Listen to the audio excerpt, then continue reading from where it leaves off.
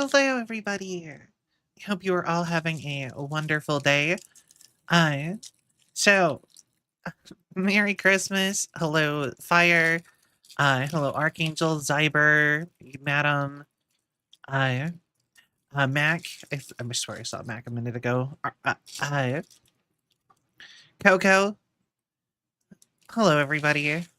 Um, so, today we are going to be doing some more. I wanted to try one more time at doing this. Doing the ASMR card things. Also, I have a lot of cards I still need to open. So, yeah, if I don't vibe with it this time though, we are probably I don't know if we're going to do this again. Just fair enough, you know what I mean? But hello. Hi 40. So yeah, we're just going to open cards. I'm going to try to use somewhat of an ASMR voice. We have a hand cam. Um Although, before we really get into it, I just wanted to show you guys, ha-ta-da!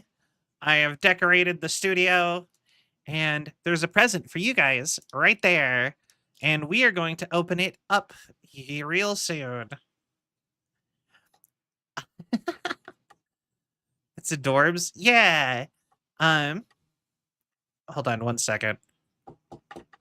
Um,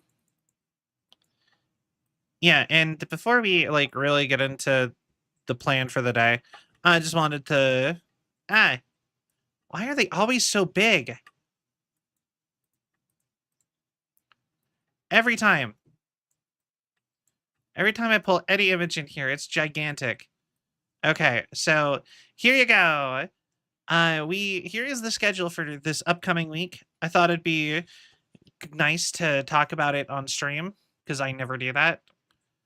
Um, so I am gonna take tomorrow off.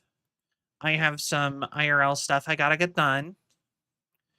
Uh, but on Tuesday, we're gonna open up your guys' Christmas present because your Christmas present's finally done. And then on Wednesday, we're gonna make a gingerbread house. Really hope nothing weird happens to it. Hi, Ellie. Yeah. Yeah, we're gonna do an ASMR stream. And thank you for the hydrate, Shoki. Um.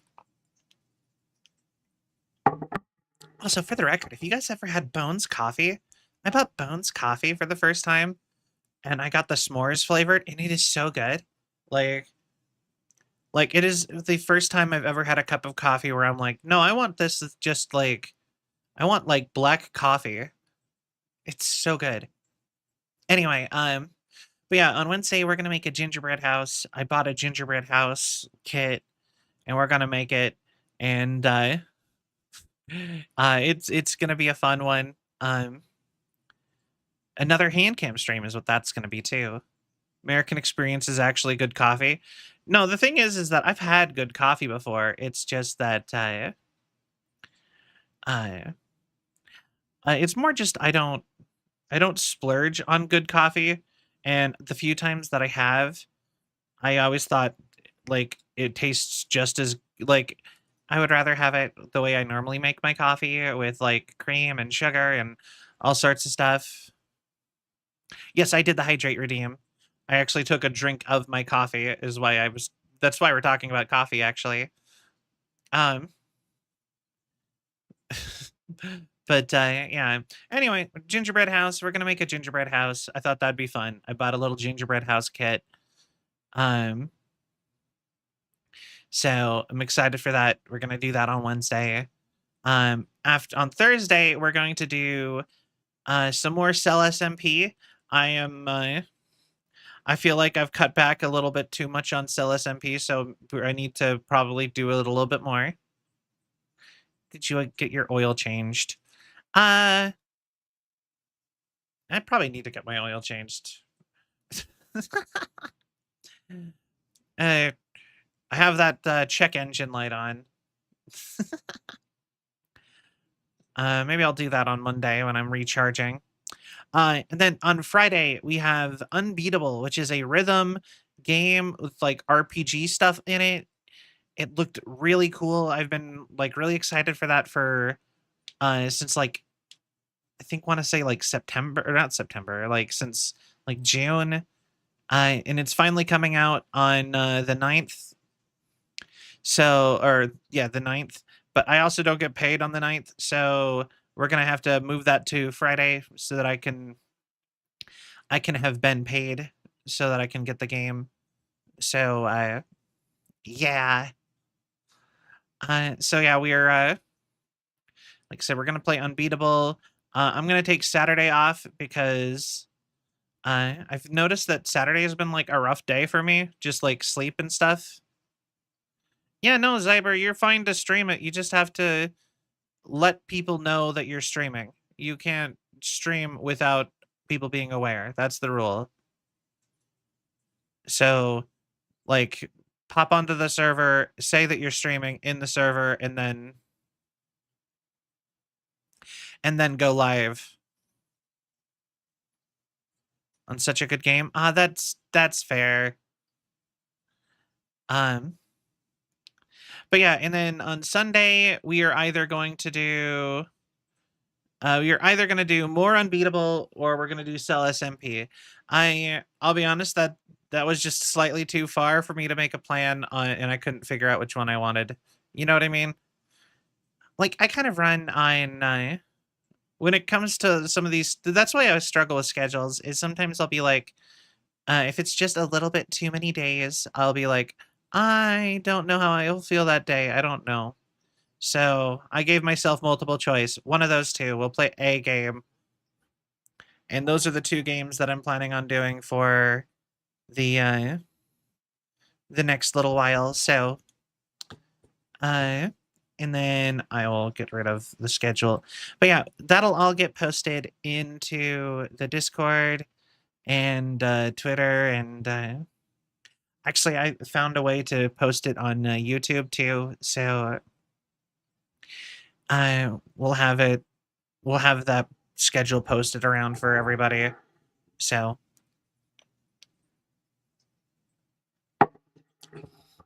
hi Moth Tea.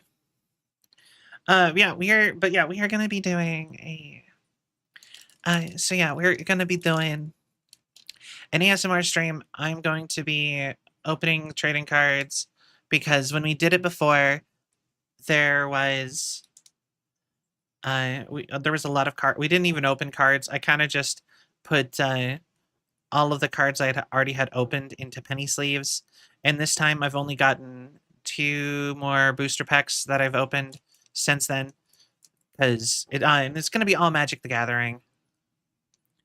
But yeah, I wanted to actually get through opening all of mine, so we're gonna do that. First, I will say, since I did actually already open a couple booster packs but we're gonna go through those real quick, and then we're gonna move on. So I yeah. So I got another Final Fantasy Magic the Gathering thing. I got let's put here. I think I'm probably not doing ASMR enough. Hold on. So we've got a Black Mage's Rod. I One of my biggest wants from the Final Fantasy set for Magic the Gathering was I really wanted to get Vivi, so I'm glad I got Vivi. Kind of. I mean, it's just the generic black mage from Final Fantasy 1, but the black mages were always my favorite in Final Fantasy. So, like as far as like the Final Fantasy mascots go, uh put that there. And then I got an airship crash. Uh but yeah, uh just our luck to crash in this forest. It's gonna get interesting. Baku, the Tantalus leader. Oh, wait, I remember this. This is from Final Fantasy 9. This is the opening. It's like the forest of petrification or whatever, where if you're in the forest after dark, it turns you to stone. See, that's a good game. I've actually been thinking about playing some retro games because not a lot of games have been coming out lately that I've been super excited over. Also, I'll be honest, I've been kind of low on funds lately. Still kind of trying to recover from TwitchCon. And I because that like I still owe one of my friends money for the hotel for TwitchCon. Uh but uh but yeah, so I'm just trying to recover from the money from that. So hopefully here pretty soon will be like we'll have, but anyways, between the two things I've been thinking about going back and doing some retro games. I thought that would be fun and interesting. But also I'll pick some more entertaining ones than the Dino Crisis games because I felt like everyone was kind of like after the first one. We got Retrieve the Esper. That's from the opening of Final Fantasy VI with the big Magitech walkers. Uh, Stuck. There we go. But yeah, if you guys have stuff that you'd be interested in seeing me do, though, never played six. Is it good? I've actually never played six either. That's always been one of the ones I most wanted to play, just because that one's the one that everyone play. Like, so there's two camps of people. Well, yeah, there's three camps of people in the Final Fantasy community. There is people who think six is the best, who started the game during like the SNES era of the franchise, during the NES or SNES era, because in six is the best of the pixel games. Everyone says that. So there's the people who think six is the best. Then there's the people who think seven is the best. But most of those people also played seven as their first Final Fantasy game. So I so those people are, it's like a little bit different, right? But a lot of people played seven and think seven's the best. And you know what? That's the one I grew up with, and I used to think that one was the best. And then there's people who think nine is the best. Those are the three that everyone says are really good. I I think nine is probably the best, either nine or seven, but I've never played six, so I don't even know. Final Fantasy 9 is so good. It is so good. It's genuinely one of my favorite games. I really love it. Vivi, God, my poor boy Vivi. Um, but yeah, like I said, I really wanted to get Vivi as a card, and I did not, and that makes me sad. And also, I can't afford a lot more Magic cards. I've already spent a lot on Magic cards just because they did Final Fantasy. So, uh, then we got Fate of the Suncrist. Uh, you would have me destroy the Empire. Is this my duty? Is this what you want? Ashelia Benarga Damaska. Oh, this is from 12, where uh in Final Fantasy 12, you're Princess Ash doing? I can't remember that game very well. I didn't beat it. That's one. Like as far as Final Fantasy games go, I played 7, 8, 9, and 7 through 10 and beat them. I played 12, and I have 12, but I never beat it. And I have 13 and never beat it either. But I also didn't really like 13. And then I beat 15 and I didn't like, and I thought it was, I somehow both liked and didn't like it. I thought it was a bad game, but I still like, I loved the characters. Yes, yes, yes, yes. 9 is the one with the cute little mage creature. I like I said, I would actually be 100% really interested in going back and doing. I've thought about doing that with some of the old Final Fantasy games, just going back and maybe like voice acting them, playing through them, voicing the characters. I thought that might be kind of fun. The Mycetium Elder, perhaps this was a test, and you prove yourself worthy. Final Fantasy IV. I did not play Final Fantasy IV. As far as the pixel games go, I played one, funny enough, Final Fantasy 1. I played Final Fantasy 2, and then I played the remake of Final Fantasy 3.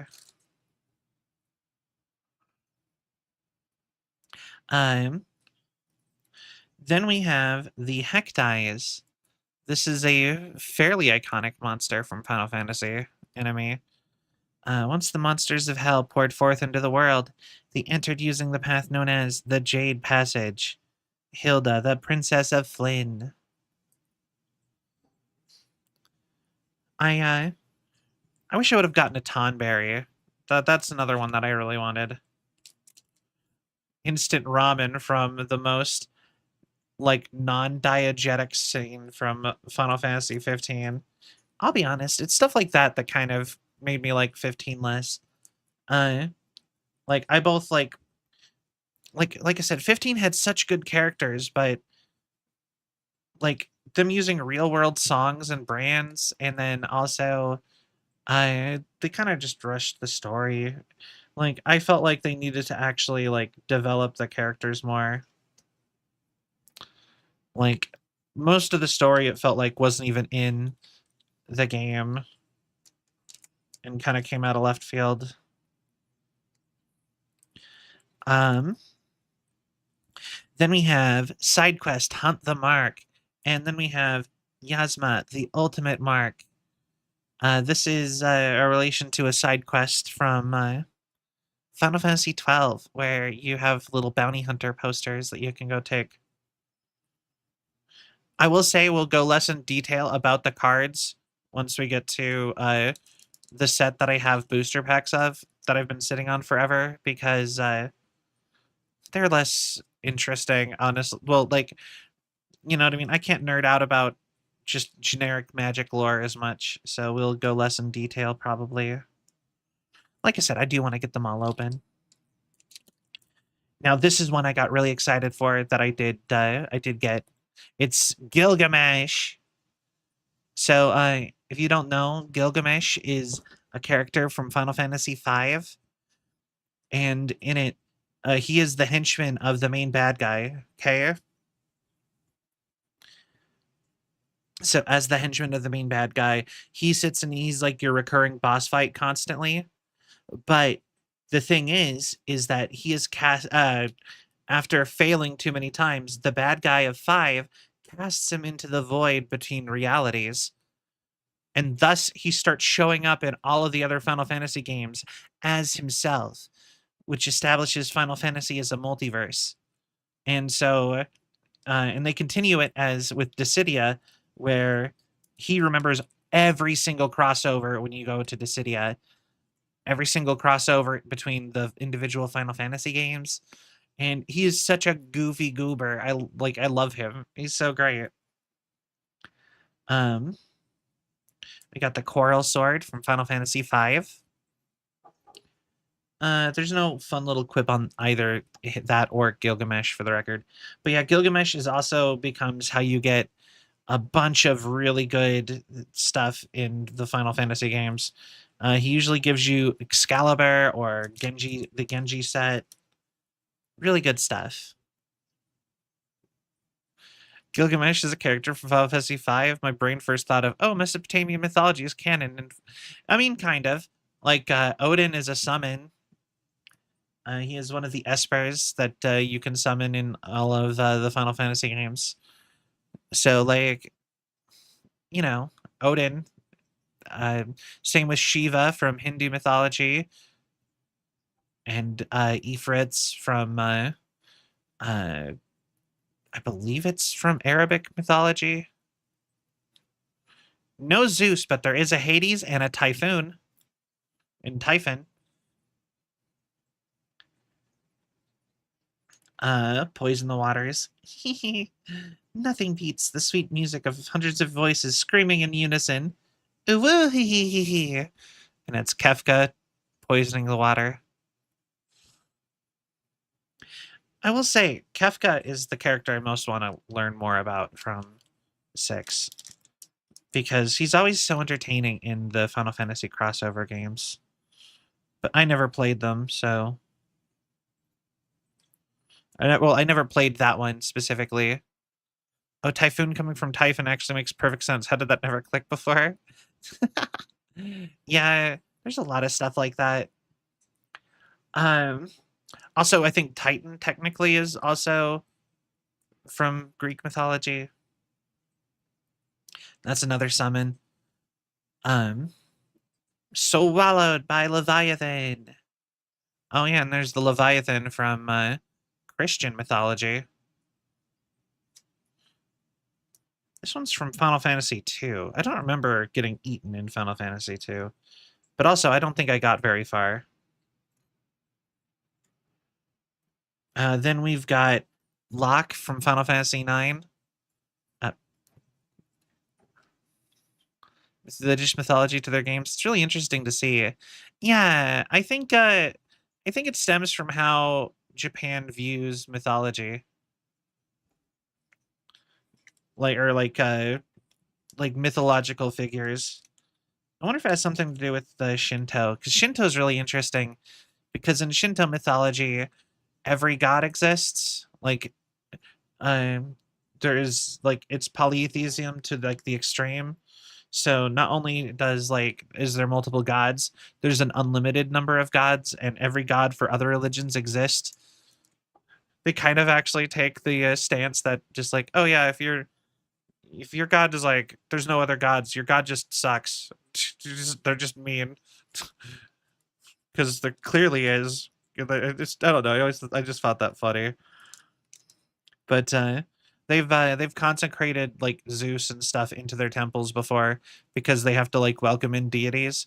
So they have consecrated in like the Christian deity and Zeus and a bunch of other but also like mythological, like also like big historical figures can become deities in Shintoism. And technically if a tree lives long enough it can become a deity, and there's a deity for everything. It's really interesting, like for real. uh go read like the Wikipedia, like go read, maybe not Wikipedia, go read like go watch like a video on how Shinto works. It's super interesting if you have even the slightest bit of interest in that kind of stuff. Like, I think it's so cool. But uh uh Rydia's return. So Rydia is a main character from Final Fantasy IV. Uh all I know about her is that she is one of the most requested characters for Dissidia. But this is a holographic card. It has got really pretty art. Oh yeah, yeah. No, literally, hand reveal. Hello, or hello. Yeah, that's another thing with with Shintoism is that like yokai and kami are the same thing. It's just like good or evil, basically. And they can literally flip back and forth between each other. Like something that's typically a yokai can be a kami, and something that's typically a kami can be a yokai. Because both of those words just mean spirit positive or spirit negative, basically. it's like I said, super interesting. And yeah, Spirited Away is a great way to learn about it too. If you like, you could probably read an article and then watch Spirited Away, and you'd probably get a good chunk of the gist of it. And then we have a holographic land for Final Fantasy 15, and it's Insomnia, the big city that you never get to really go to in Final Fantasy 15. I need only know that you are ready to leave home behind, said King Regis. Don't know about you, but I'm ready as I'll ever be, replied Noctis. Yeah, and it's a holographic land. I think I want this slightly lower. There we go. But welcome in, Leon. How you doing? I'm gonna take another sip of coffee.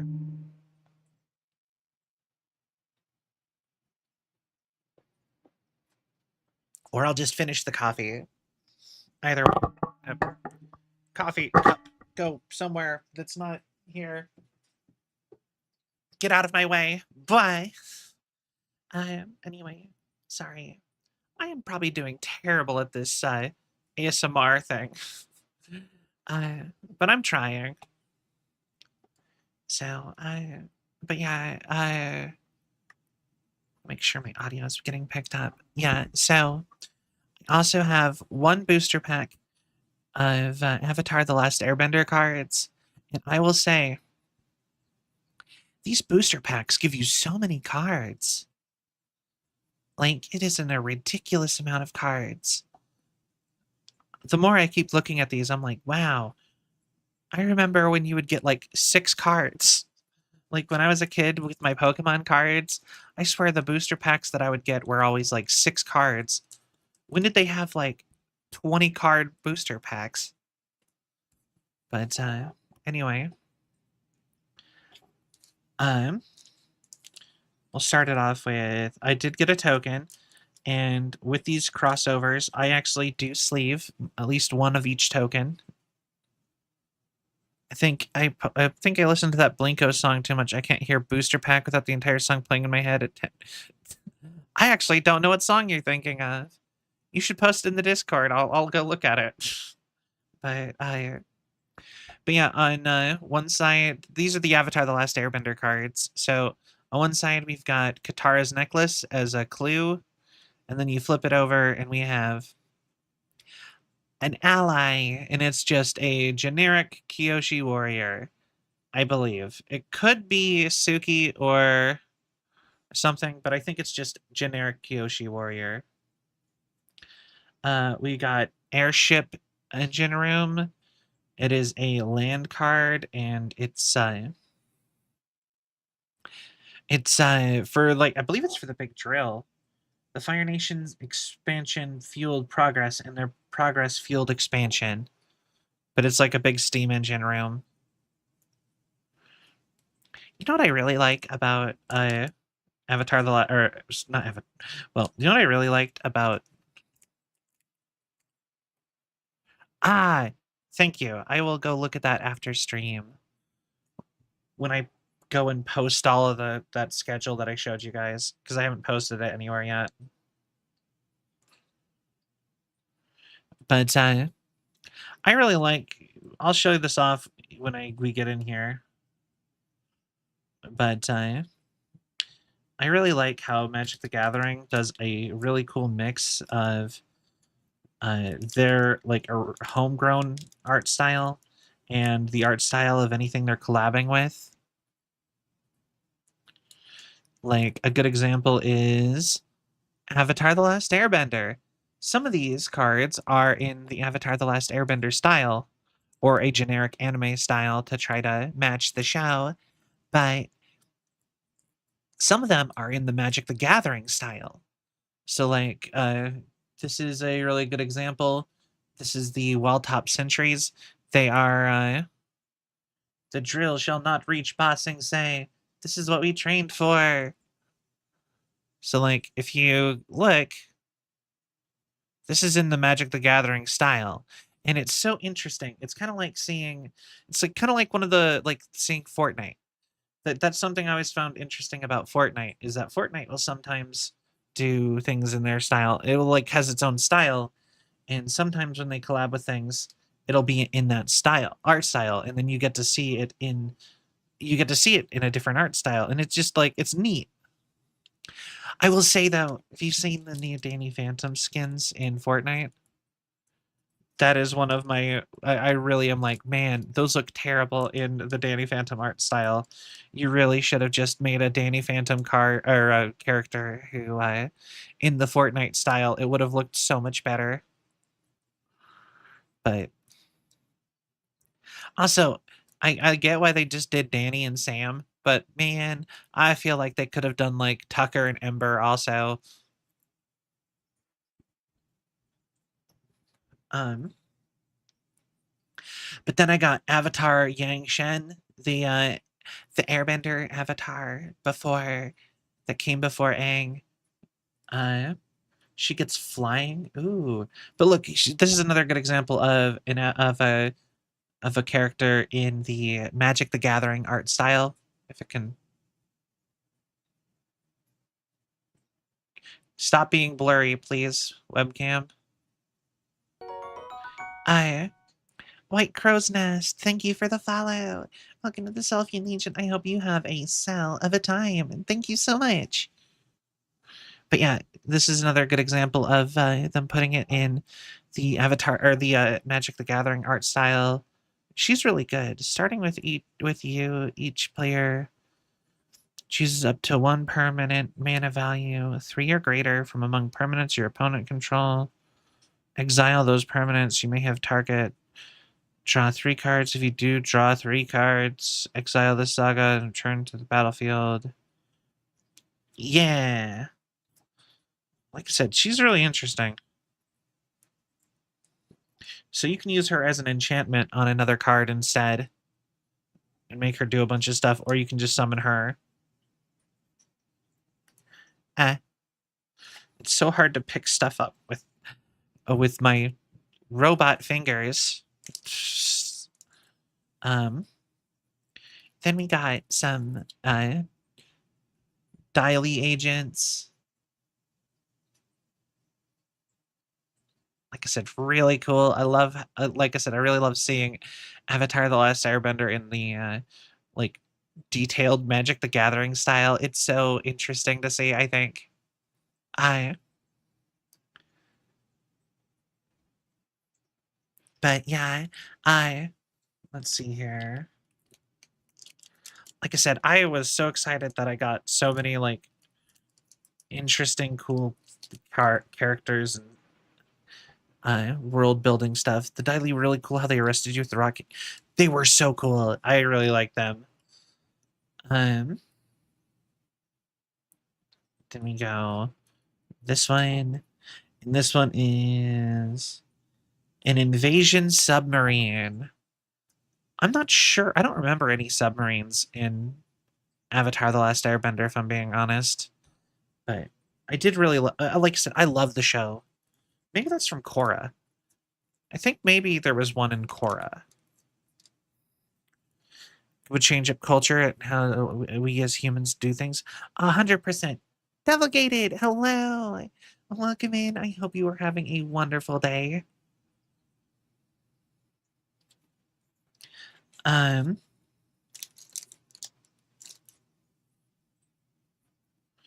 then we got shared roots. It's the swamp from the Swamp Benders. We are all living together, even if most folks don't act like it. We all have the same roots, and we are all branches of the same tree.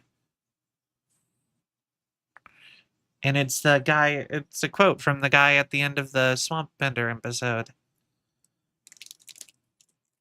I still think that that episode was so interesting. And they never like went back to the Swamp Benders at all in like Korra or anything. It's just such an interesting blend of cultures in Avatar. And now, long ago, all the nations lived in harmony, but everything changed when the Fire Nation attacked. Uh, I love that. Everything changed when the Fire Nation attacked. I really want to see the Fire Nation armor as a whole card. Like, I want it more detail in like the detailed art style. I want to see that because man, did they have such cool armor.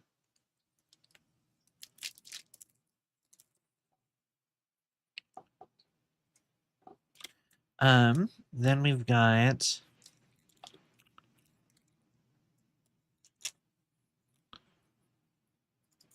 Then we have the Rumble Arena.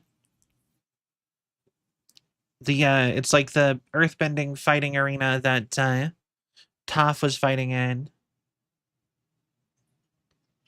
Fun fact, you know the boulder in Avatar: The Last Airbender? Did you know that that was voiced by Mick Foley, also known as Mankind from WWE? Isn't that kind of interesting and cool? And he talks about how he finds it so interesting that after being a pro wrestler for such a long time, that nowadays the thing he is most recognized for is being the Boulder from Avatar, because people have aged out of it, and people aren't really like looking for him. And his most iconic role had him wearing a mask, so now people will just hear his voice and be like, "It's the Boulder," and he's like, "Yeah, I guess I am that. The Boulder is an icon of media." um,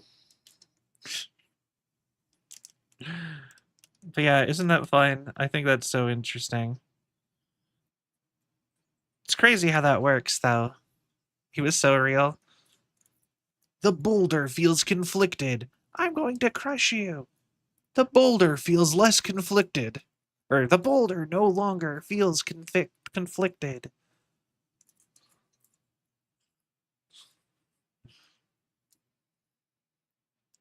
Such a good line.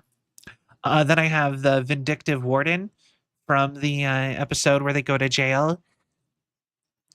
Where Zuko and Sokka go to jail, and he's like a weird, like halfway between on the detailed levels. Like he halfway looks like straight out of the show, but also halfway looks like he is straight out of like Magic the Gathering's typical art style.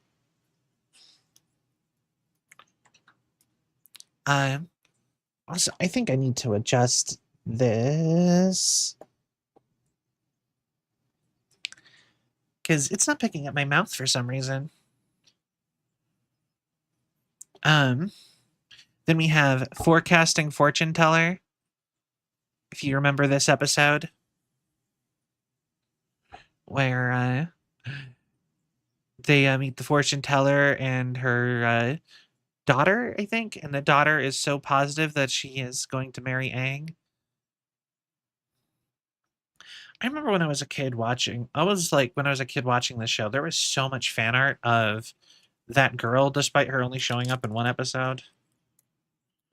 People really wanted her to end up with Aang, all the way up until the end for some reason.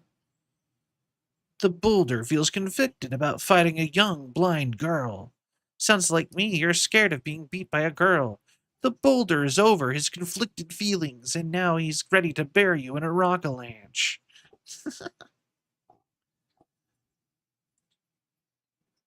I Such a good character. I love the boulder. All right, and then I think it's so interesting that I got so many Dai Li cards because I do think the Dai Li are super cool. But I got Dai Li Indoctrination. There is no war in Ba Sing Se, and then it's them with Jet. So I actually get to see Jet in the art style. The boulder might have a card. I have not seen any of the boulder card. Looks really scary actually. That scene realistically should be really scary though. That scene, like,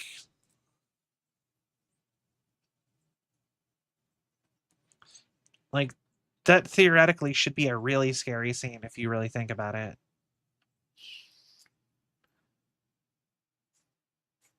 And then I got the Treetop Freedom Fighters. The Fire Nation thinks they don't have to worry about a couple kids hiding in the trees. Maybe they're right, or maybe they're dead wrong. I got another card of Jet, Smellerbee, and all the other characters. You never see them again after. Oh, you never see them again after that big final scene with Jet in the city, where Jet dies. You never see them again. So I think the implication is they all decide to die there with Jet. It's such a dark moment for a cartoon. But you know, I really appreciate that they did that because man, I hate it when like I feel like people underestimate how much kids can tolerate. Their lives felt like they were kept together by Jet, but Jet confirmed died. So they held off the Fire Nation, and Jet was going to die. So like so like I said, I think those they at least Archer and the Archer guy and Smellerbee and Jet died. And here's a card that I was actually really excited to get. It's Rocky Rebuke. I'm the greatest earthbender in the world, and don't you dunderheads ever forget it. I got a Toph card in the Magic the Gathering art style. Toph was always my favorite. I actually got very few cards in the Avatar The Last Airbender art style. As in they stayed freedom fighters because Jet was with them? I mean, yeah. I think it's better storytelling, though, if they died. And I like the idea that Aang and them actually know that they died. I think that was a nice, like, really established the stakes pretty well. But there's someone in here. He's bending the vines. And it's more Swamp Bender. It's the giant monster from the Swamp Benders. I find it so interesting that Avatar The Last Airbender, none of the cards like perfectly follow the elements. Because obviously Magic the Gathering has at least one extra element. Like, sure, with Avatar The Last Airbender, you could go like green is earth, red is fire, blue is water, white is air, and then you have black for like spirits, and maybe people like Azula is black red, stuff like that, because Azula is confirmed black red. But the more I flip through them, almost every single card in the entire Avatar The Last Airbender set is multicolored. And I think that's so interesting considering there's elements to Magic the Gathering. You know what I mean? Like the symbol for blue is water. The symbol for red is fire. But fire and water are not necessarily red and blue cards. They can be multiple cards. And I find that so interesting. It's all Avatar. Like all the cards in Avatar set are Avatar. Or so at least the majority of them are. But all right, that is all the cards that I've already opened since we last did this. So instead, I'm going to grab all of my booster packs for at least the first set we have.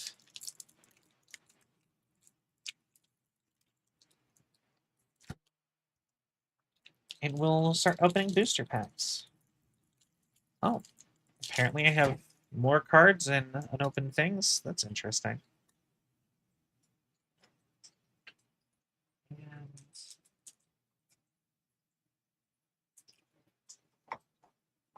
oh yeah, this pack came with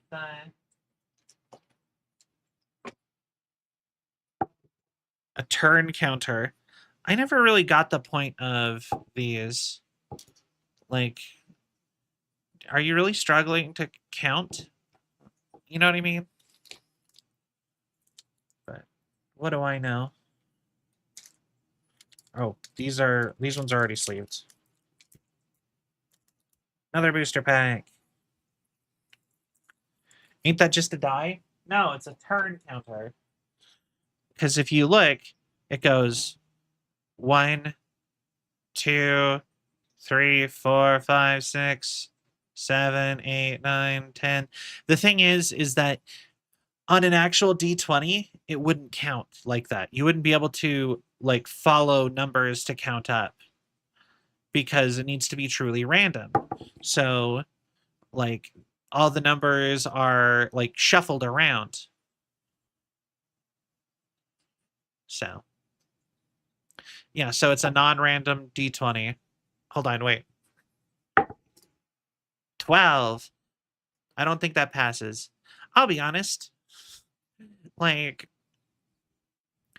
whenever I play D&D, basically you need a 14 or higher to succeed at basically anything from what I remember, unless you have a lot of bonuses. Like, you know what? Maybe it probably doesn't actually work that way, but it feels that way. Does D20 have that? Where's my D20? I have one at my desk. Give me 1 second. Okay, so I actually just got this not that long ago. They are it's a dice set that is cell colored. But see, if you look, here's 1, but if you look, it's 7, 15, 13, 19. Like I said, it's very random. But yeah, I got me Celvion dies. Hold on, before I put these away. I got these to play D&D with. Because, I don't know, I don't buy dice very often. I've had a bunch of dice since I was like a little kid first learning to play D&D, and I just never got new ones. All right, roll a D20. I got a 15. I think I passed my charisma check. All right, but yeah, you know, that's an actual thing I've been thinking about doing. Is I've been really thinking about doing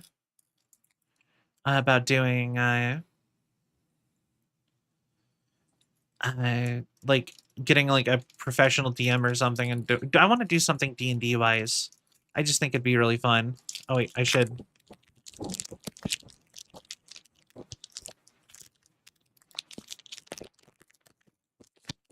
I don't know if you can hear the plastic crinklies.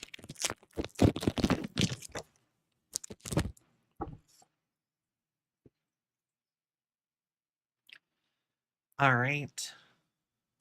Perfect. First and foremost, we got an illusion. I'm gonna just open cards and then I'll sleeve them at the end. We got an illusion. And we've got a Cascade Seer. Hold on, maybe I'll just do it this way. Which is a mermaid, wizard. Let's see here. No, my gloves. I mean my metal hands. It's so slippery. Hold on, wait. Come on. Come on. There we go. Expedition Healer. It's a core cleric. Oh, wait. Do you guys still want me to read the flavor text of all these? Because we do have quite a few to go through. Or would you rather I just show the card and we can go through it later, maybe? But, Expedition Healer. It's a core priest, whatever a core is. You know, well, I think I'll open all the cards, and then as we sleeve them, we'll read the little flavor text. Because that's always one of my favorite parts. We got Tormenting Voice. Actually, let's... This seems easier the way I've been taking these off. There we go. Settle Strike.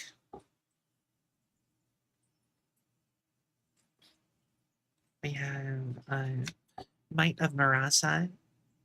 It's got like a little frog guy. Ooh, this guy's cool looking.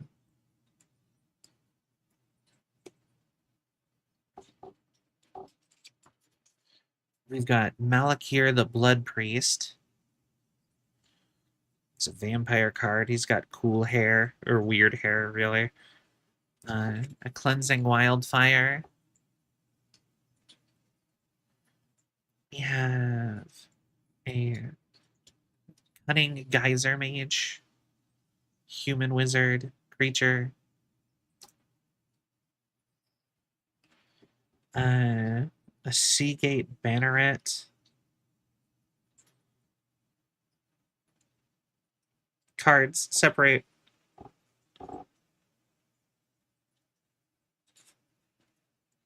There we go. We have Spare Supplies.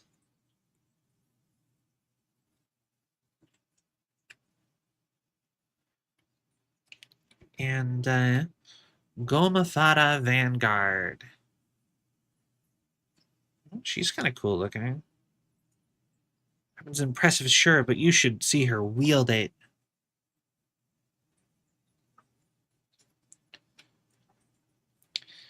Canyon Jerboa.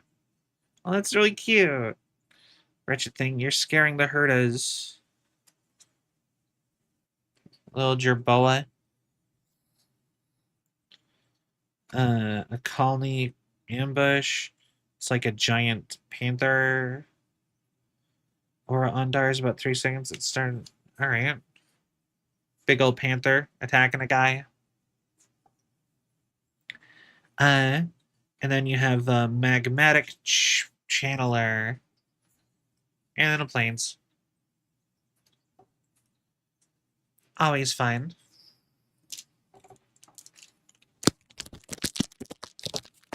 There we go. So we go ahead and open another packet.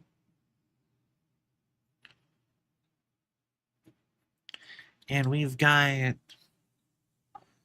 a Synchronized Spellcraft.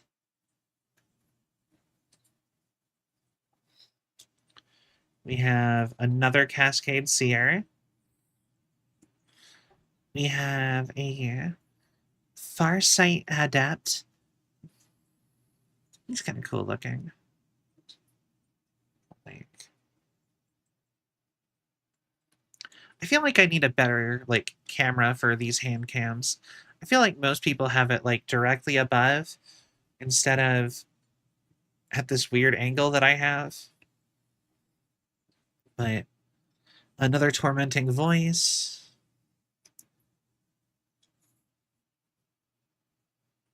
We have Oblivion's Hungerer. This is a very Final Fantasy looking card to me. Indulge the void, become the void, consume all you touch. All right, man, you chill out. We got Dauntless Survivor. Got a little surprise for you, beasties. Come and get it. Thank you for the head pat. Also, welcome in, Glad. I hope you are having a wonderful day. We've got a utility knife. We have Nahiri's Binding. This is my world, Jace, down to its very bones. Oh, thank you. I appreciate it.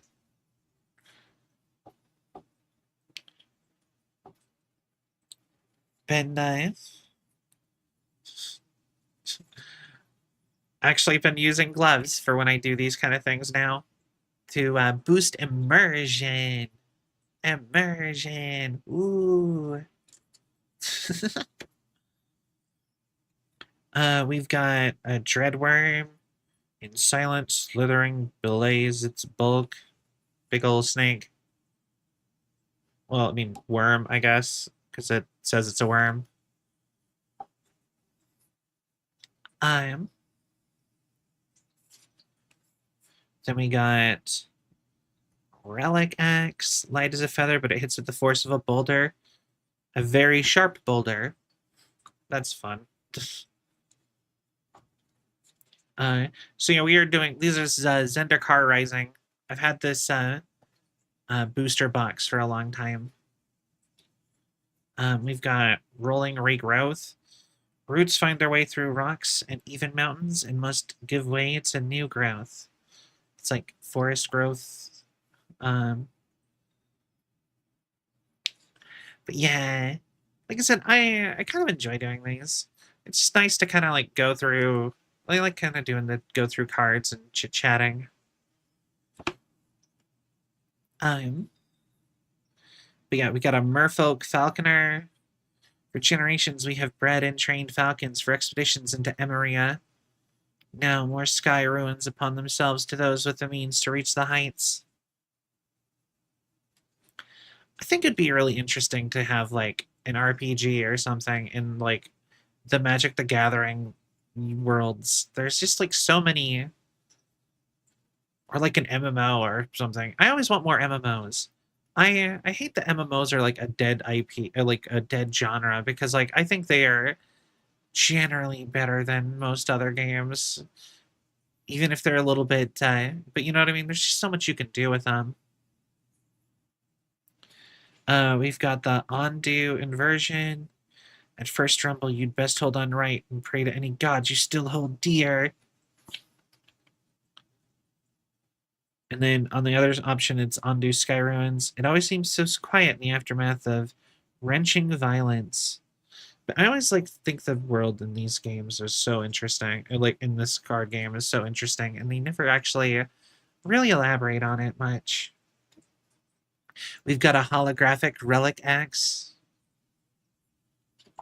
We have I guess a make your own token card, and we got a swamp. All right.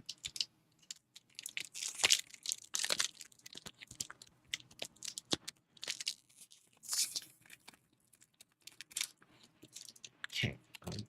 Opening these like a dummy. All right, come on.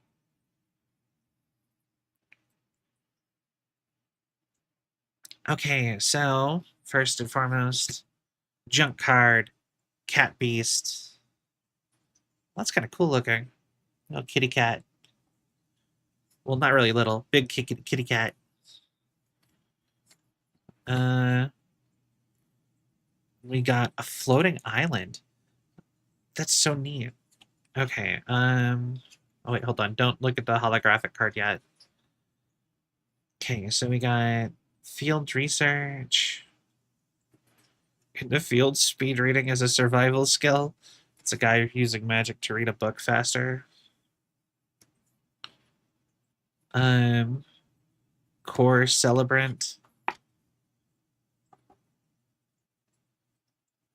It's a dude with like a Triforce staff. Molten blast. There's a lot of attacks in Magic the Gathering that are just like people throwing lava at each other.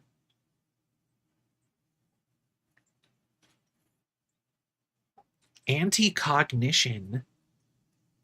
I think not. That's so interesting. That is such a cool art. Look at that.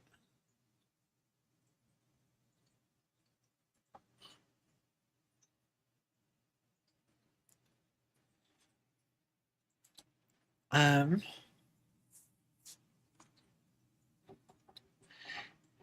then we have the Gnarlid Colony, where mana flows, the Gnarlids follow. It's like a bear badger with horns. Kind of neat. Then we have the Hagra constrictor.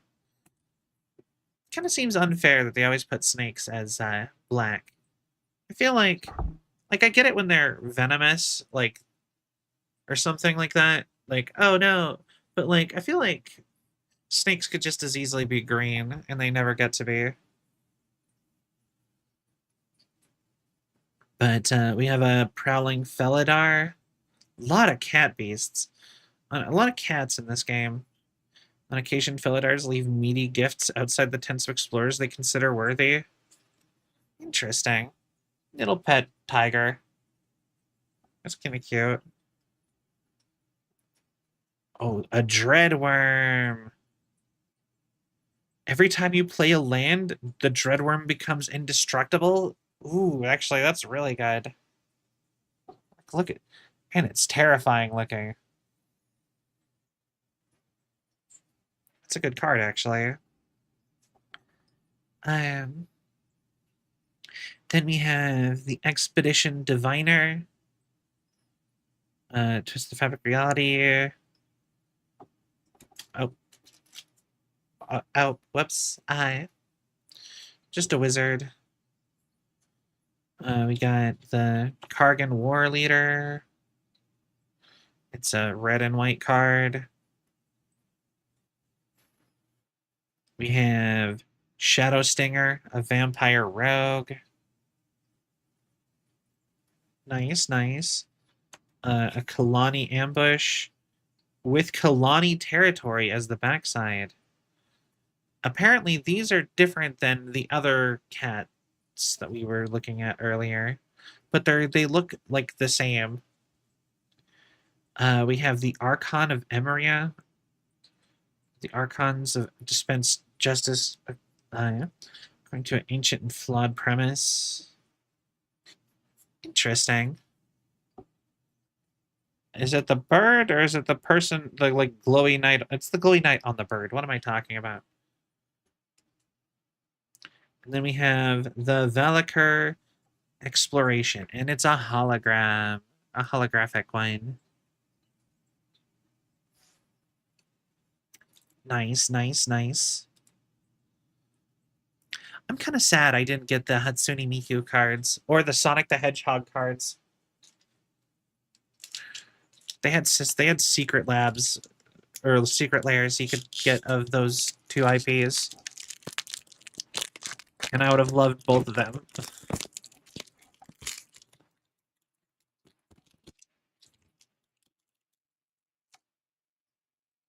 All right. And then we have Negate. Kind of neat. Practice tactics. Each individual has their own crucial role to play. We've got blood price. Blood is the oldest currency. Jiraga Visionary. If you only follow where the paths lead, you merely go where others have gone before.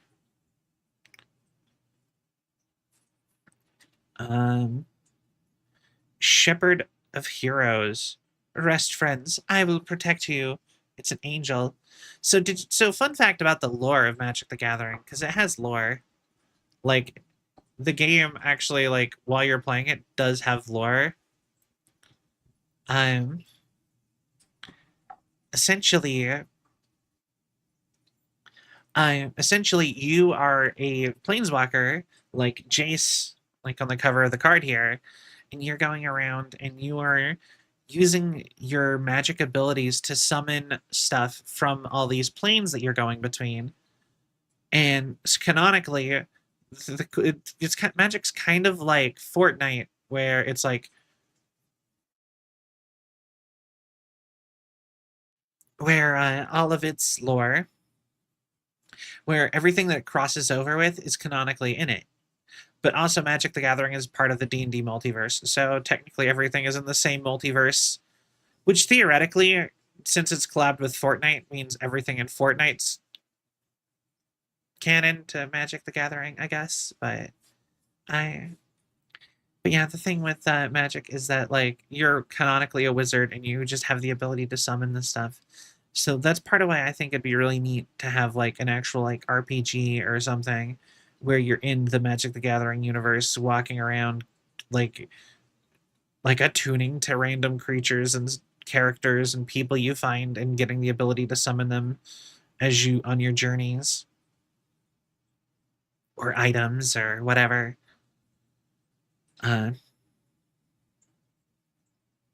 if you don't like the weather, just change. Just wait a few minutes; it'll change. Probably for the worst. Living Tempest. I always heard people say that uh, that weather quote. Everyone thinks that the weather's weird wherever they live. It really isn't. Because everyone says that. Everyone's like, the weather here is so weird. It changes every 5 minutes or whatever. Turn timber ascetic. For so long, this land cried out in pain. Now, as the flow returns to its balance point, a new harmony echoes in the trees. It's a giant wizard, or giant cleric. Or I didn't really show the art off on that one.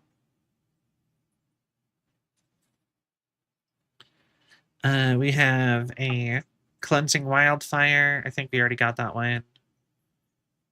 Tajuru Snarecaster.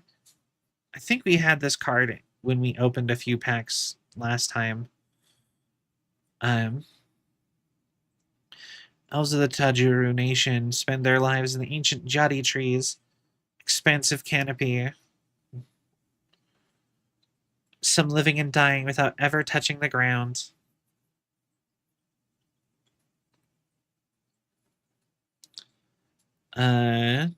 Then we got Deadly Alliance. He can handle any one of us, but he's no match for all of us. And it looks like it's an orc and a mer person and two vampires all teaming up to get one guy. That's kind of cool. The Blood Chief's thirst. We are free.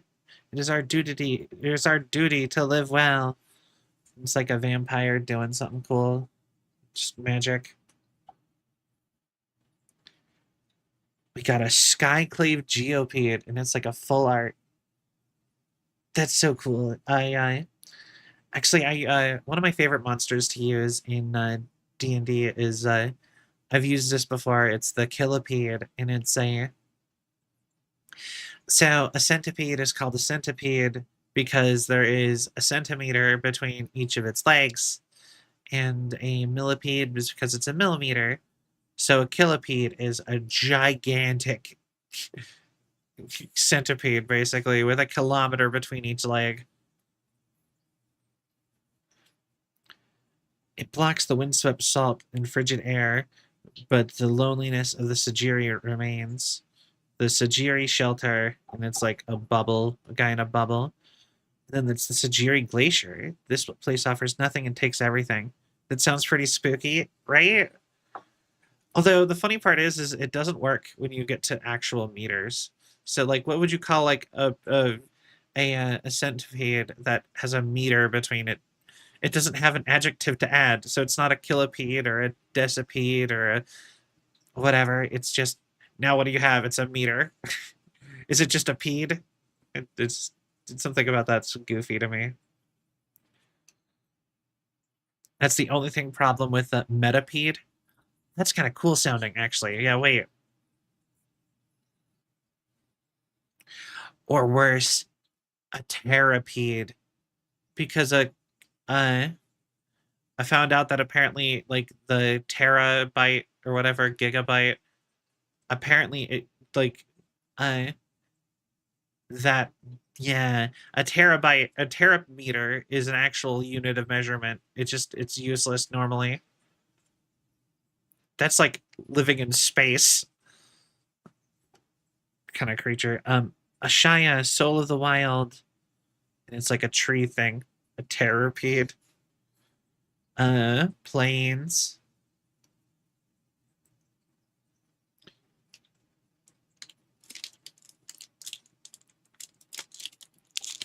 All right, opening another one.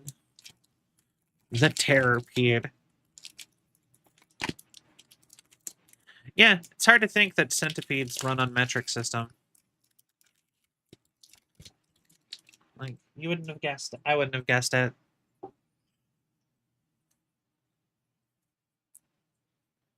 Man, I need garter belts for these things.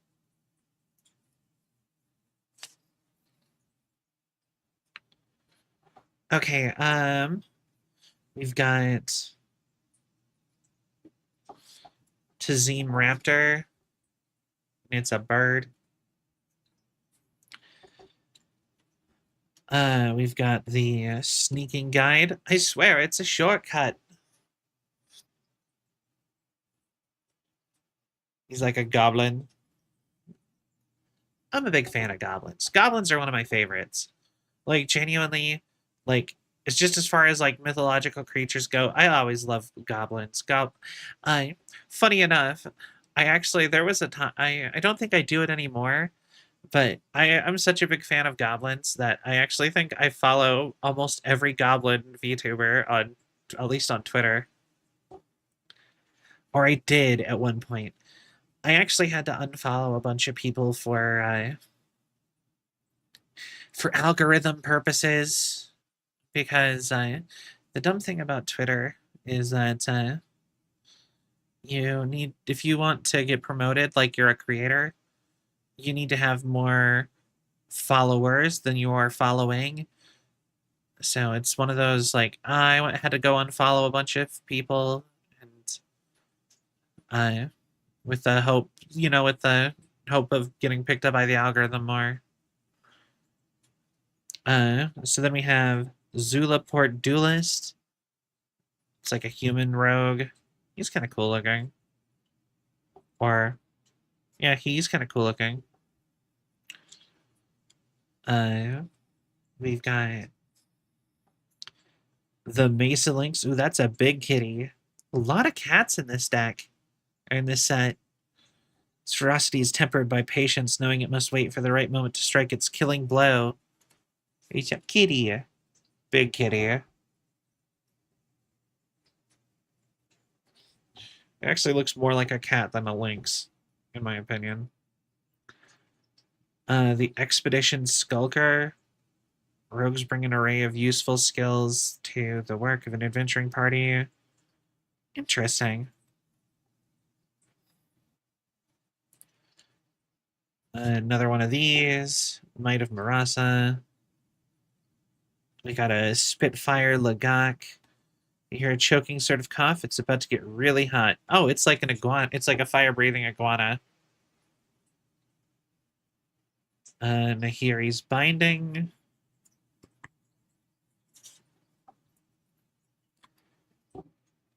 Like magical BDSM stuff. We have a junk card. We've got a Skyclave Squid. An ancient sea monster dragged the Marasa Skyclave under the waves. The smaller sea monsters moved in. A little squid.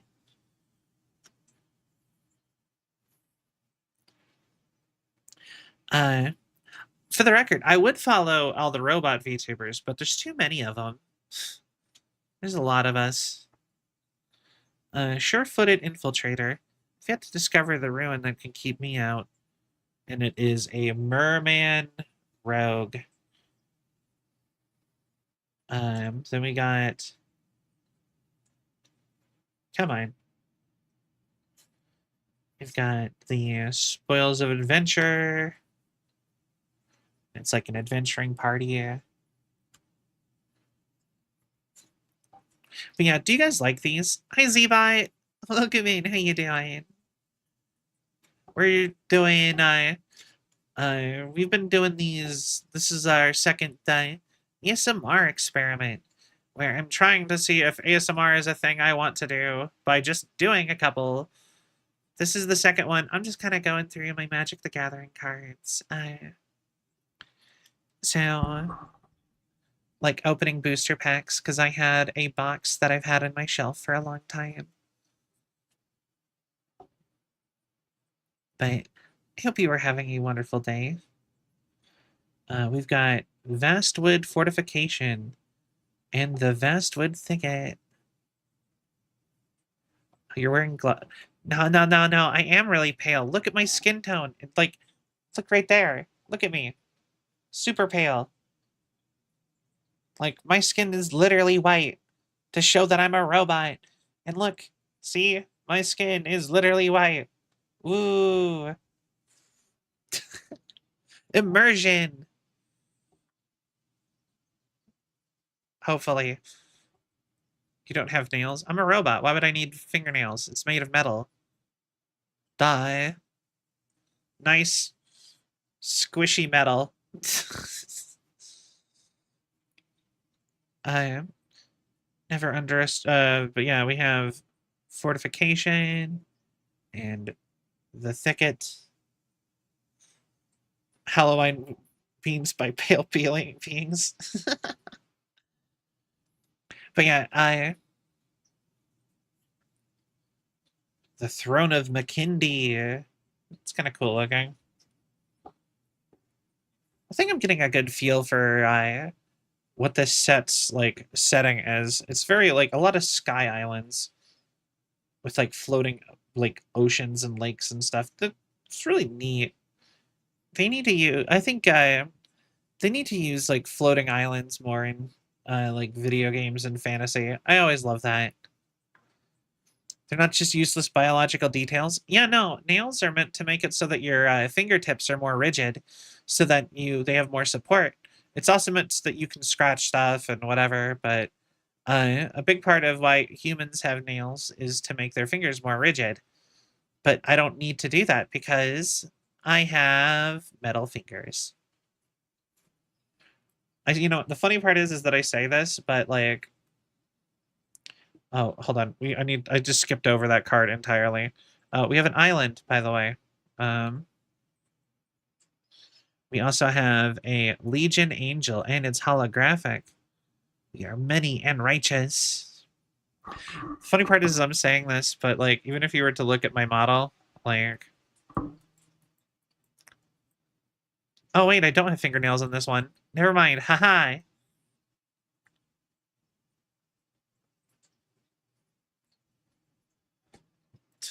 I am correct. Also work for prying Lego and cutting thin materials. True.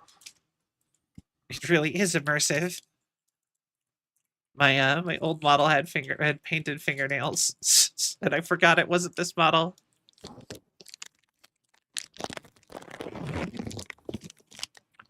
That was really satisfying, actually.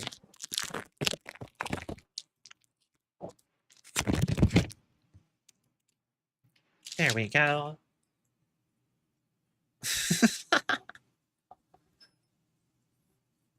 All right, we have. I like the noises. Yeah, me too. You have Into the Royal. When I start putting them into penny sleeves, I'll have more. Some more of those. What's Magic? So it's Magic the Gathering. It's a trading card game. It's a really popular one. I believe it's from the 90s or 80s. I can't even remember is when it started, but it's a huge IP. It's owned by the same people who do Dungeons and Dragons. It's part of the same multiverse, but they've actually started doing collabs with other IP too. So like I have the Avatar: The Last Airbender cards. Like that's tough. Yeah, it's a lot like Yu-Gi-Oh. Actually, funny enough, it's what Yu-Gi-Oh is based off of. Because Yu-Gi-Oh, the anime, the card game that they play in the manga of Yu-Gi-Oh originally, that became the Yu-Gi-Oh card game, was based on Magic the Gathering. It was supposed to be Magic the Gathering. So like, if you look at the backs of the cards, like you can really tell that they are meant to be like the same thing. Yu-Gi-Oh is more based on Pokemon? No. Uh Yu-Gi-Oh is 100% supposed to be basically Magic the Gathering, the anime. But Core Warrior. No, Digimon is actually Tamagotchi. Funny enough, most of the the most popular clones of Pokemon, quote unquote clones, were not in fact clones, and all the unpopular ones were.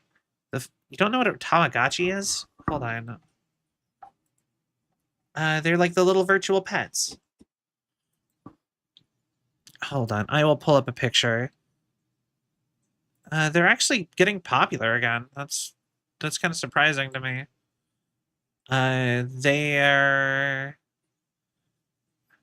when I look up Tamagotchi, it only shows me the old ones. But here, how about this is a good picture. Give me 1 second and I'll pull up a picture of a Tamagotchi. Yeah, Neopets used to have Tamagotchis. This is a Tamagotchi. So, like I said, it's a little virtual pet. This is one of the older ones, but it's got a little virtual pet that does stuff. They have ones that have proper screens now that aren't like calculator screens, and they move around a lot better and blah blah blah blah blah. Right? But it's a little virtual pet that you attach to like your backpack or your purse or whatever, and you just take care of it throughout the day, and it gets stuff and like whatever. And the Tamagotchis, Digimon was meant to be a spin-off of Tamagotchi because in Japan during the 90s when these came out. Yeah, exactly. You nailed it. The girl in Turning Red did have one. So yeah, the thing is Digimon is a spin-off of Tamagotchi because they noticed that Tamagotchi was really popular with girls, but boys didn't really like it. But they were trying to make Tamagotchi appealing for both. So instead, they decided to go all in on making one for boys, which was one that would fight and be cooler. So instead, they made a Tamagotchi. So they made a Tamagotchi that was all about fighting. And then you get. Hold on, I will pull up a Digimon. Digimon. I think it's just a Digivice.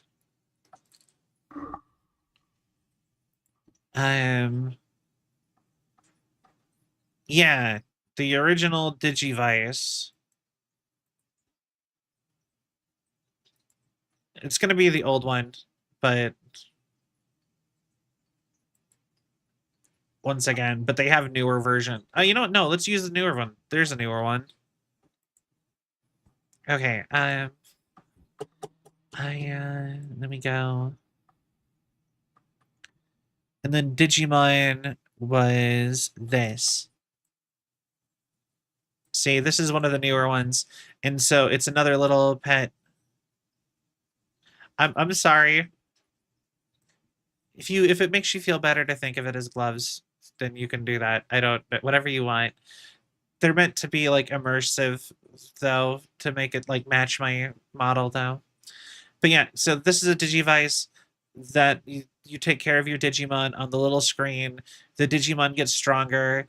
There is it uses it like will Bluetooth connect to other Digivices, and you can have them fight, and they can get stronger, and so on and so forth. It's a whole thing, but it's meant to be a virtual pet. So you take care of the pet gets stronger. So like I said, it came out about the same time as Pokemon, and everyone assumed Digimon was a ripoff of Pokemon, but they are about the same age, and they just both did the same thing that Japan does for everything, which is have shortened words to make it sound cuter, like or more appealing. Like monster is now mine. But yeah, Yu-Gi-Oh is supposed to be Magic the Gathering. Digimon is supposed to be Tamagotchi for boys, and Pokemon is an original idea that has nothing to do with either of those two. But if you were to switch it over to, say, Monster Rancher or some of the other monster games around that time, there was a lot of Pokemon clones. It's just the two people always think of, Yu-Gi-Oh and Digimon, are not. The funny part is that like Yugi has not been the main character of Yu-Gi-Oh in like forever. Yugi hasn't been the main character since like 2005.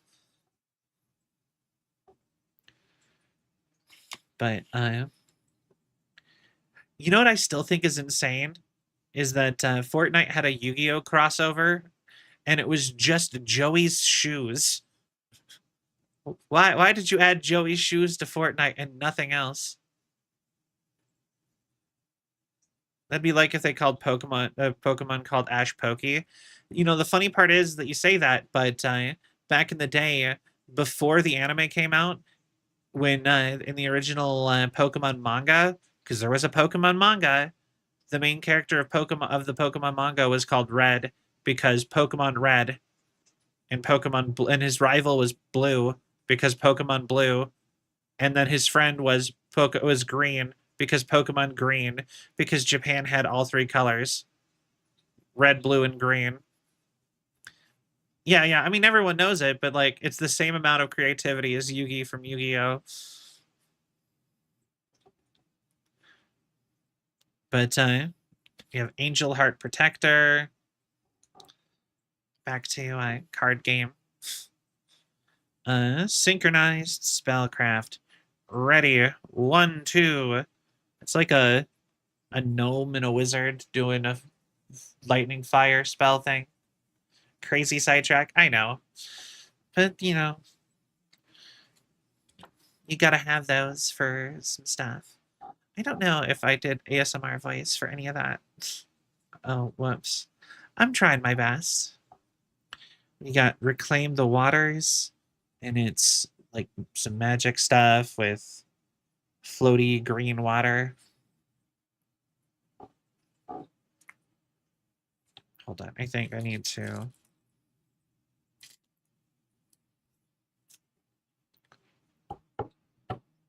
No, you didn't. No, I didn't want it.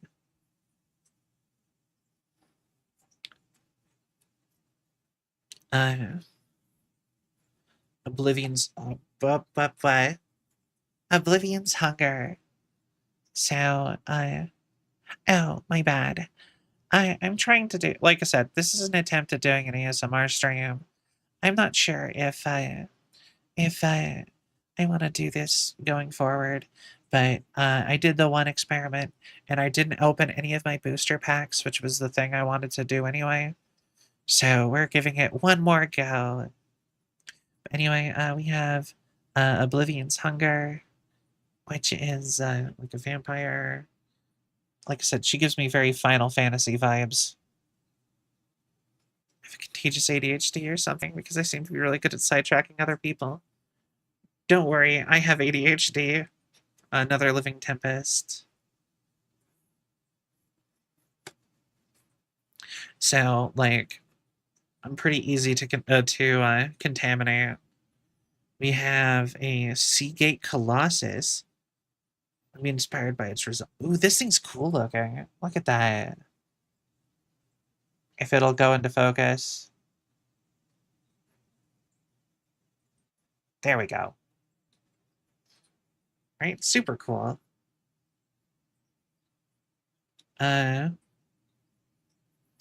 Disenchant. From legend formed to legend returned. Yeah. Another Turn Timber Ascetic. A Patchwork Pack Beast. It will happily carry home your treasure or drag you back to civilization as circumstances demand. Ooh, it's like a big robot cow monster thing. It's so cool.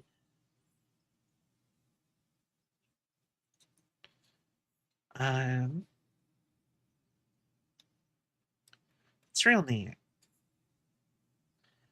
Grotag Night Runner. Ooh, goblin card. I always love goblins. Adaptable, goblins can turn their small stature to an advantage as rogues. Yo, hi, hi, Coconut. Got me another goblin card. I didn't know you like Magic the Gathering. That's so cool. You missed out on the Avatar: The Last Airbender and uh, uh, Final Fantasy cards we were opening. But uh, but yeah, this is also me attempting to do an ASMR stream. So I hope you enjoy. Okay, so I got another Core Blade Master. I swear I had this before already. Um, we have Kazul's Fury.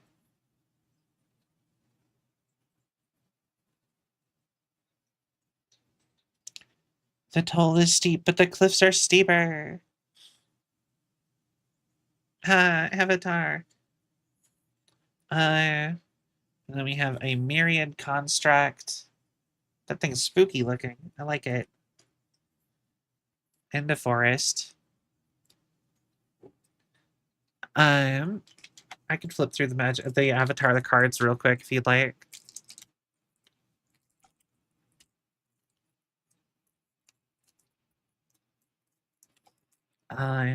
I'm not gonna read them all out, I think, but come on. All right, so we've got Katara's necklace, and a Kyoshi warrior token. Uh, we have the warden from the prison episode. The arena Toph fought in. Everything changed when the Fire Nation attacks.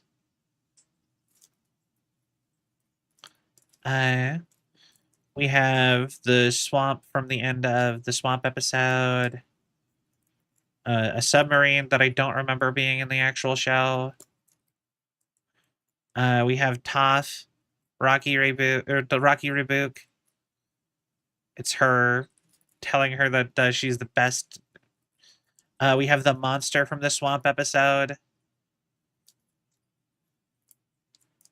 We have Jet's freedom fighters.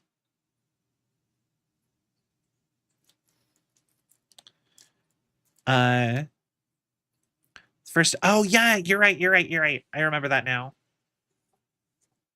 There is no war in Ba Sing Se.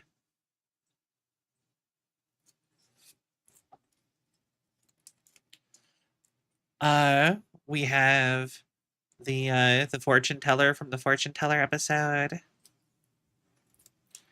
We actually have a Dai Li agent. I am almost to a whole Dai Li deck. I think that's so crazy.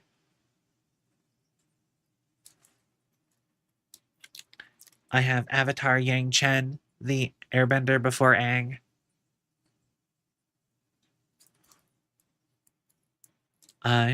Funny enough, I have some generic, but a holographic, but generic Earthbender soldiers.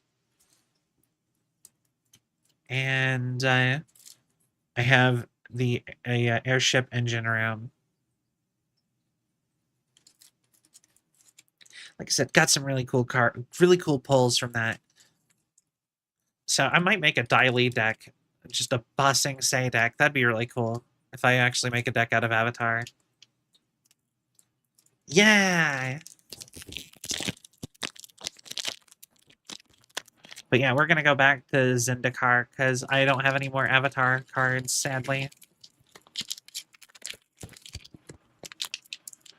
But Final Fantasy ones? Okay, Final Fantasy ones also.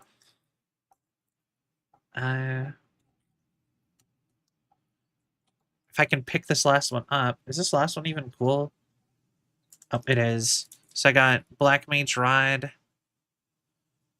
which is the closest I'll probably get to getting a VV card now.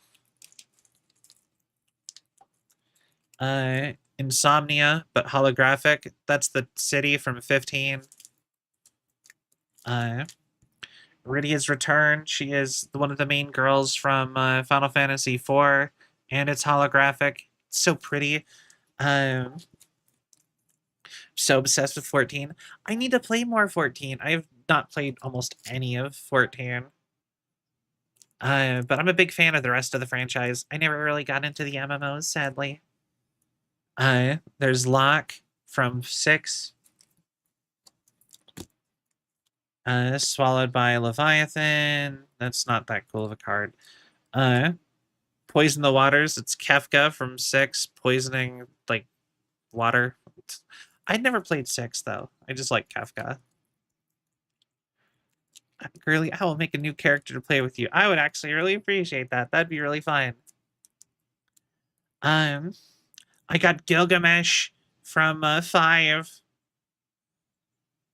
He's so cool. He can jump between all the worlds and canonically is the same character in every game that he shows up in. I got the side quest, the hunting side quest from 12. Instant ramen from 15. The most take me out of the immersion side quest ever put into a video game. We got Hecked Eyes, the blobs of eyes. That's not that interesting.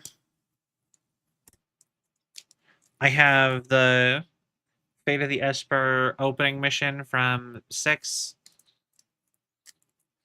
I have the crashed airship from 9. And that's it.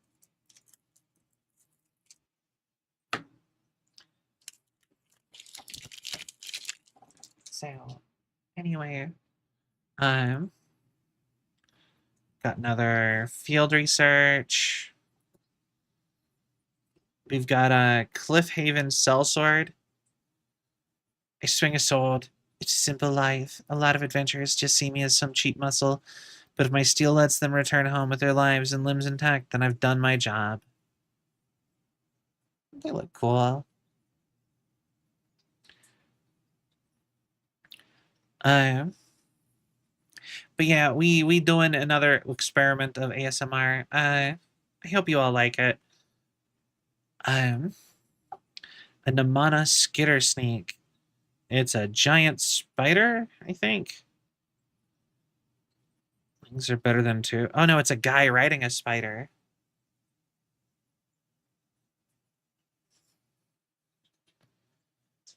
We got a Kazandu Stomper.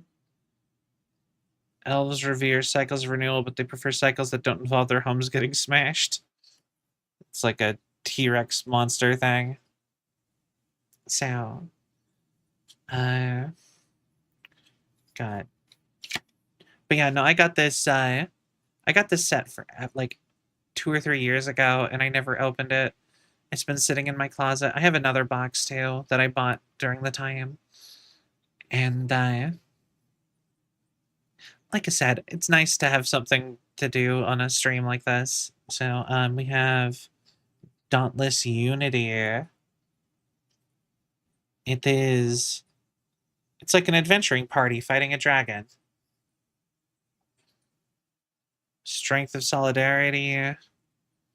It's an elf holding a guy up off a cliff.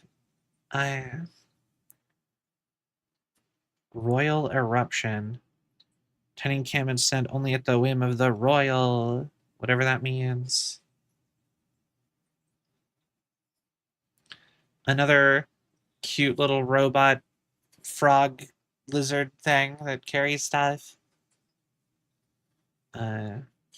Malakir, the Blood Priest, with his curly hair. Another disenchant. Frug. Yeah. Then we got Cleric of Life's Bind. A vampire cleric. No gods, only each other. That's pretty cool looking. He's like a big vampire guy. We've got the Mind Carver. It's a skull with a knife in it. Sajiri Shelter. It blocks the windswept salt and frigid air, but the loneliness of Sajiri remains. Oh, wait, we already opened this one. It's got a Sajiri Glacier on the other side.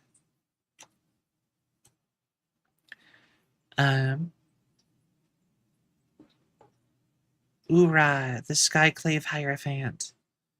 Skyclaves are our inheritance. It's a legendary creature. Yeah. We've actually gotten some really good cards, but not like, I'll be honest, I don't actually know. I'm not reading all the cards necessarily right this second. I'm sticking mostly to the flavor text part. And we got a mountain. Felt. Yeah, if I was to make a deck out of these, I would probably sit down and actually like really read through what I have. The flavor text is the best part, though, in my opinion. I always like the flavor text.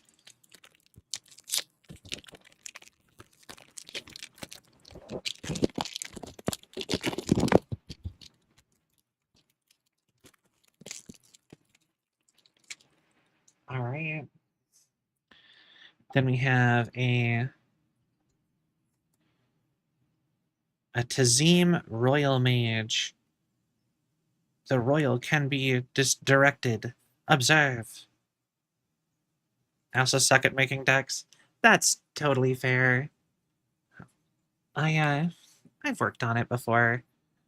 I don't play with people very often, so I don't actually end up having much use doing that.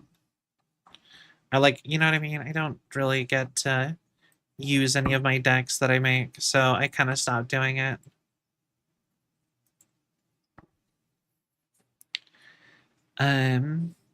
Farsight Adept. Teetering Peaks, never set a foot wrong. I can get you to safety. It's a lady with crystals and lightning behind her. We've got a Fisher Wizard. That's totally fair. He might call up a burst of lava or a raging hellion from Akun's volcanic depths, or he might just fall in. And it's a goblin wizard.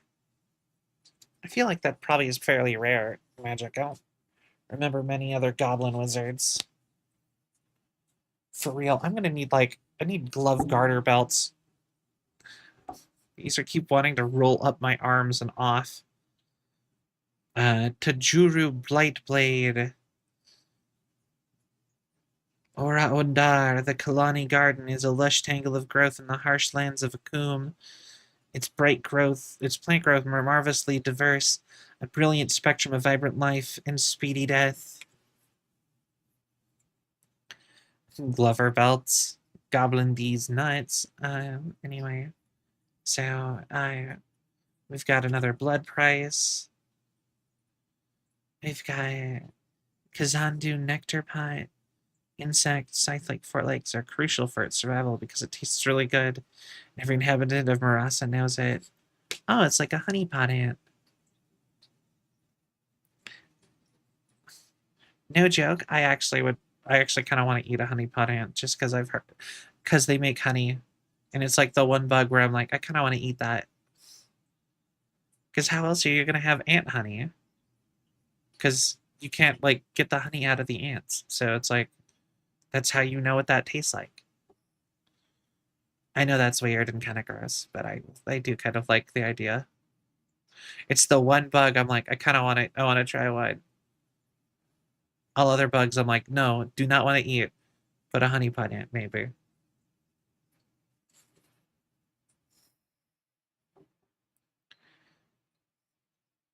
Uh, no, you convinced me. Yeah, like I said, if any bug is gonna be good, it's gonna be the one that literally makes honey inside of itself. As with everything else, goblins believe fortifications benefit from as many spiky bits as possible. The tuk-tuk rubble fort. Ah, it's like a big spiky wall. Uh, Glacial grasp. It's a guy getting grasped by a glacier. A McKindy ox may Blood flies empty your veins and turn you into a dried leather sack, cow. Me, for real? Um, it's just a cow. Kind of a cute cow, I guess. Very woolly. Um, moo. uh, we got another dreadworm. We've got a thundering rebuke. Kind of cool. We got a canyon jerboa. Cute little jerboa. Are jerboas real creatures? You never see them. Oh, like I've never seen a jerboa. Like I know there's people who I think they have to be real.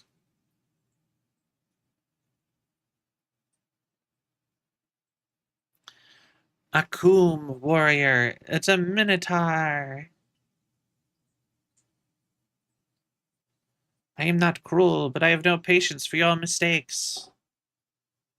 I always liked minotaurs. I always thought they were really cool. Akum teeth. Rock, lava, gravity, they're not cruel, but they're not forgiving either. And then we have Kaza, the royal chaser. What sort of life is that? Huddling in the familiar and safe. No thanks. Put me in the center of the action. Another legendary creature. Meownotar. Then we have a junk card.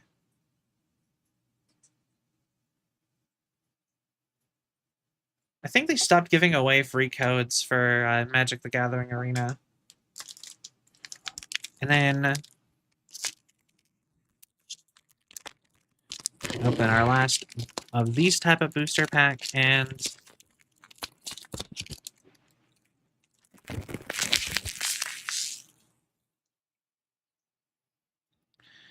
we have a Teeter Peak Ambusher, another goblin. I always love my goblins. Another Anti-Cognition. Still think the art of this one's really cool. A Kabira Outrider.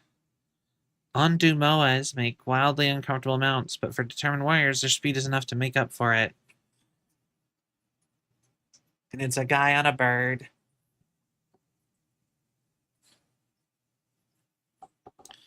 Meownitar. You have a ghastly Gloom Hunter. It's a zombie bat. How does a bat become a zombie? Stinking silent death. God, this does make me want to buy more packs. I'm sorry. Jiraga Visionary. If you only follow where the paths lead, you merely go where others have gone before you. 'Tis an elf wizard. Or foil Emmett Selch. You gotta hurry, though. Final Fantasy's not gonna be in stores for too terribly long. A Prowling Felidar. This is really pretty art, actually. And then we have... Oh no, I'm sorry.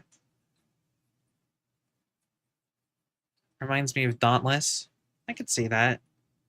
This is another one with kind of cool, pretty art, actually. I really like the colors of this one. It's a Canopy Belithe. A Canopy Belithe. I just like the colors. Really pretty. I don't know what a Belithe is. Some kind of worm creature.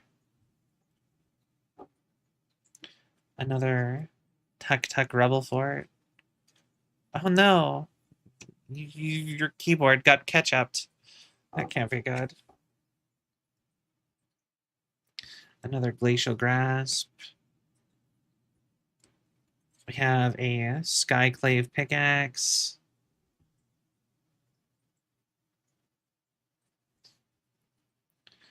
Another merfolk falconer. A Marasa root grazer. Few other creatures so closely embody Marasa's rapid cycles of growth.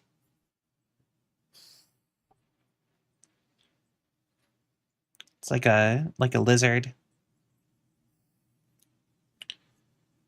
Then we have the Bright Climb Pathway.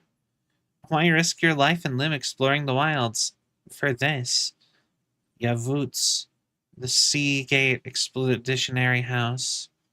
Ooh, that is really pretty. And on the other side, it's Grim Climb Pathway. Here's the pretty one. My mother wanted me to take over the family dry goods business, but no, I had to come here. Also, Yavut's, and it's the scary one. Yeah. Yeah. And then we have the Coralhelm Chronicler. It's a holographic merfolk wizard. Ooh. Pretty. It does not have flavor text, though. Looks like a really good card, actually. Ooh. You get to look through the top 5 cards when you play it. And an island. Alright. Fish Wizard. And then we have these two that came with the deck, and then we can start sleeving.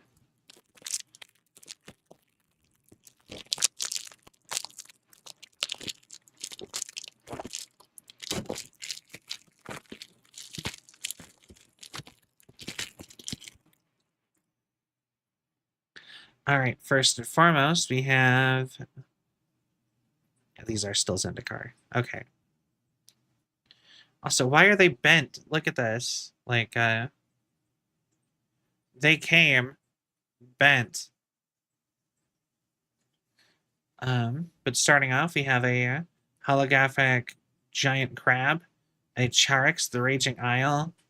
Zindikar's seas are deeper than anyone can fathom, and it's a big holographic big crab with an island on its back. Then we have a holographic plains, a holographic island, holographic swamp. Are these all land? Mountain. Oh, this is just all holographic land. Wait. Crab. Forest. These are really pretty. Like, look at that. Look at that water card. Ooh. Swamp. Mountain. The worst part is these are all holographic, so I might actually sleeve these. But no, they are all... it's just a copy of every single land, but holographic.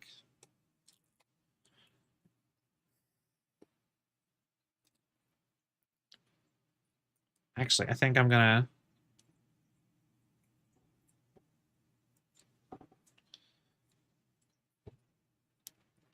I think I'm gonna put these on the bottom here. And we're gonna... Boop. And then we're going to see if maybe the weight of the other cards can help them out. No, they're holding up all the other cards with their weird bend. That's not good. Oh well. I'm sure it'll be fine. I'm sure this one can't just all be land either.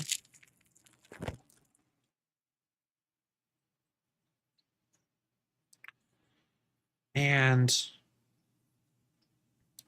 it is all land again. So, more land. All right, so sleeving time. Not gonna really bother sleeving lands that aren't at least holographic. More land, sounding like a European settler.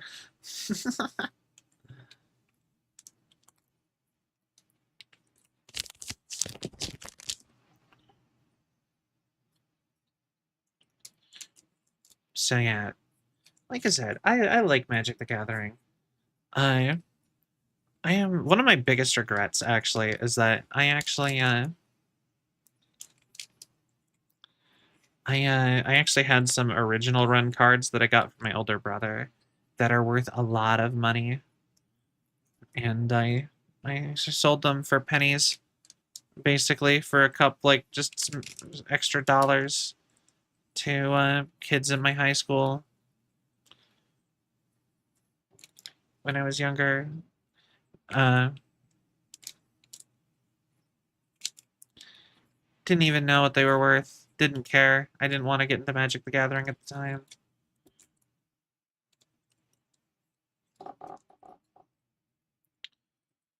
And boy, do I regret it.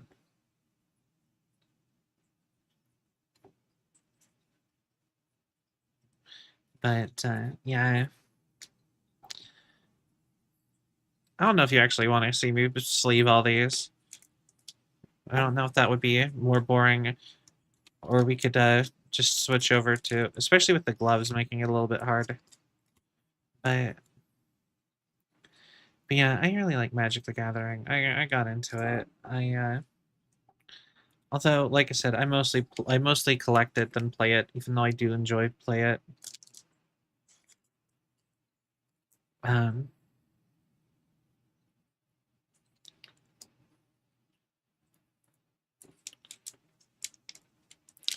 but yeah, and I also, funny enough, I have another connection to Magic the Gathering. I have a friend who is the child of one of the artists, one of the main artists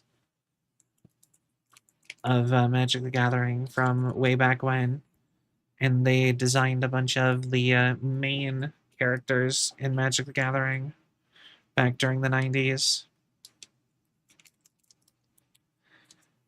Yeah, I did not get to meet her dad, but she talked all the time about him being like the Magic the Gathering guy, and that was so cool.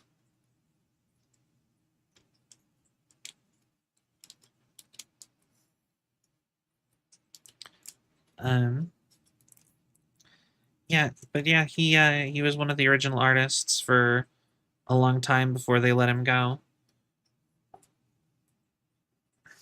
Uh, and she never told me why they let him go though. But he stopped working for him. Maybe he just wanted to move on. That's also an option, I suppose. I just know he doesn't work for Magic the Gathering anymore. But and just the way the world is lately, I always want to be like, of course it's someone got fired. No, but he probably didn't get fired. I can't imagine why. That'd be such a cool thing to work on. I yeah. You know, part of me still really wants to go work on like a big legacy brand or IP or something in some way. Like when I talked about possibly writing for DC Comics when I was trying to get it forever ago, and how they didn't hire me because I hadn't written anything. But I still think that that would be super exciting, just for the fact that like it's such a like a legacy thing. It's so I hesitate to say old, but it's such a long-standing thing. Like DC has been around my entire life, so that would have been such a and then longer even. It would feel kind of like an honor to work for it. But I think that's probably how they get people sometimes with some of these things is that they have something going on for long enough that everyone feels it's super special and cool. And then, they don't necessarily treat everybody, they always have people ready to, not do the best or, I mean, get treated the best or something. I'm not saying anything about DC in particular. I don't know anything about DC. But you never know with IPs. And I think things that become like get that legendary status sometimes can get put on too high of a pedestal.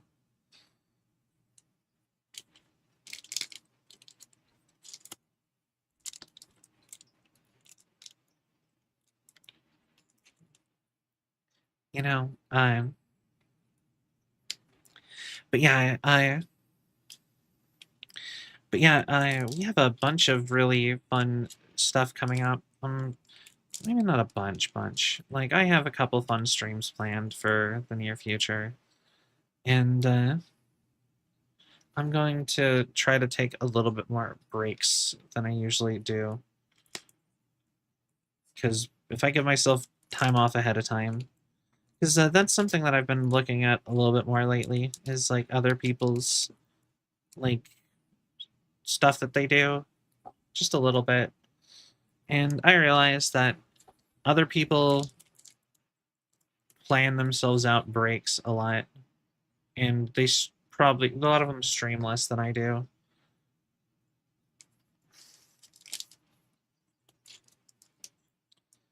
And so I probably should, for my own mental health, pull back a little bit, considering I've not been. But you know, I've talked about that a lot. I don't know.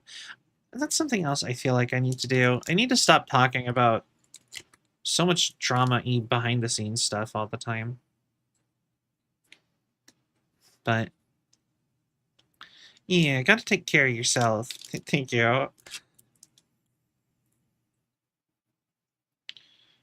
Um, but yeah, something else that I've noticed I kind of stopped doing that I want to do more is I used to, before every single stream for a long time, would warm myself up. I would do some vocal exercises, you know, your red leather, yellow leather, red leather, yellow leather, and stuff like that. And I'd usually I'd try to hype myself up a little bit and I haven't been doing that lately. Is something I've noticed. I tried doing that today a little bit, get myself all warmed up so I talk a little bit more better, and so that I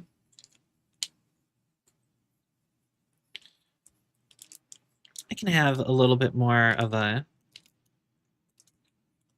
bouncy brain do work. And I feel like it's helped a lot today. But yeah,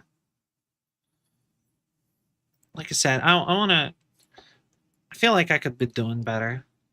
But we got a bunch of good plans coming up. I am excited for some of the stuff I have planned for Christmas. Yeah.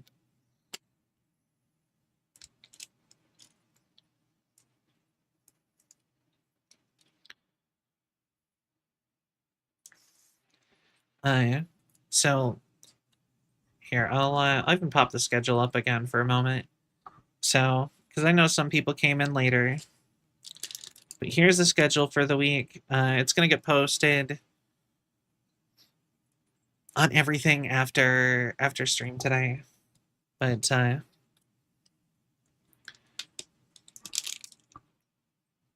like I said, we're gonna make a gingerbread house, and I got you guys a Christmas present that I hope you're excited for. And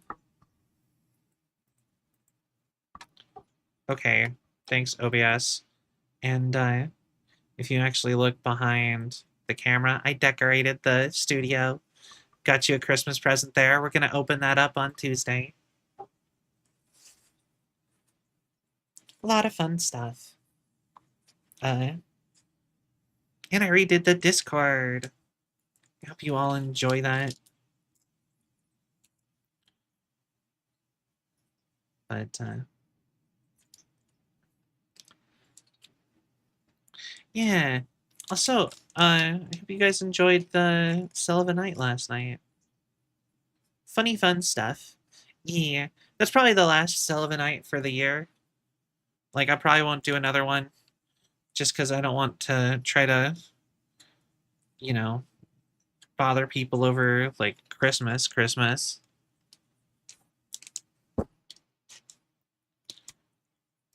But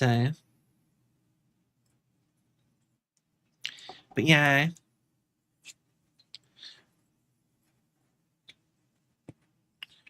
Come on.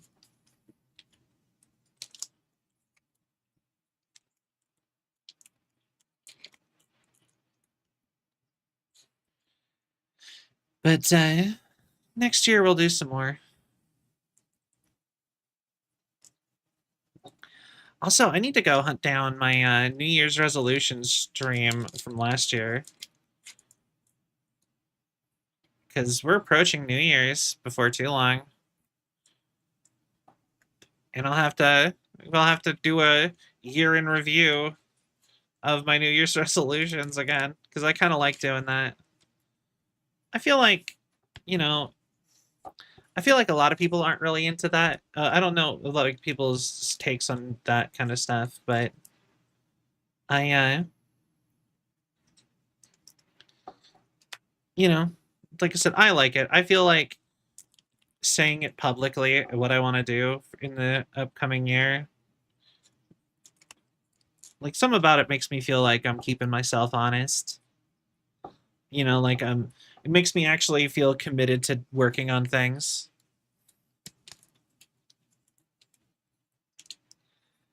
But yeah, I'm almost out of the list of my original friends that I wanted to try to make sure I got onto Celvion. I think I have maybe a dozen or so more. Like I'm about halfway through my list. So then it'll have to start being if I want new guests, it'll have to be some people who I don't know very well. Sil was saying I should just put up an ad on like Twitter and be like, any VTuber want to be on? But part of me is kind of scared to do it that way. I feel like I'd be happier if I had with the ability to do at least a little bit of research on people beforehand. Or I could just invite on people who I'm familiar with, even if we haven't talked. But I also really need to probably start talking to people more. I need to really start marketing myself more. Like, that's part of the problem, I think, is I don't know how to market myself or do that kind of thing. Everyone's always saying that you should do it as a content creator.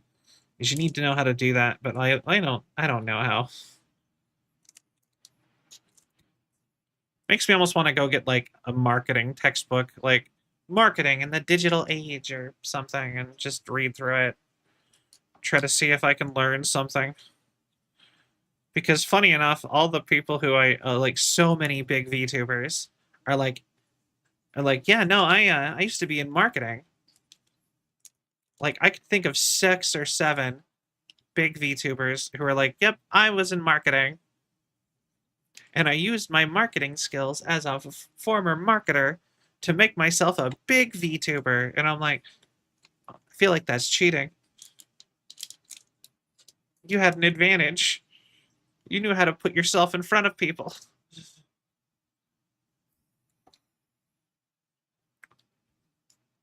How many, Selby? 6 or 7? Who are like professional marketers. I mean, I could list them off if you really wanted, but like I'm haha, I get it, 6, 7.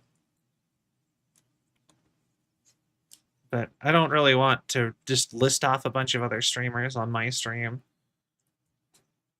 The universe is a joke. Yeah. But like I said, I know so many like I said, so many big streamers that used to do marketing, and it's just like, yeah, you just knew how to play the game before the game was even up. Unfair. They got the beta. I can't believe they got good on the beta before the game came out. So unfair.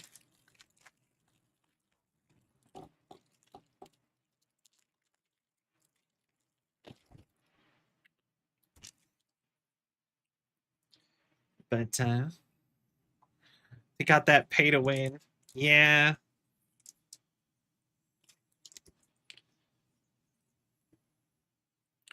I guess it's not really cheating. I believe that they are they legitimately got there. I'm not saying accusing anyone of cheating, but it feels kind of like almost like cheating when you think about it. They just came in with skills to be better at it.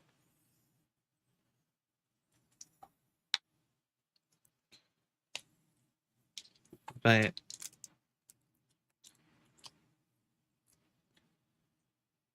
got that pay to win BS, yeah. But like I said, I know so many, and so like almost makes me want to go read a marketing book.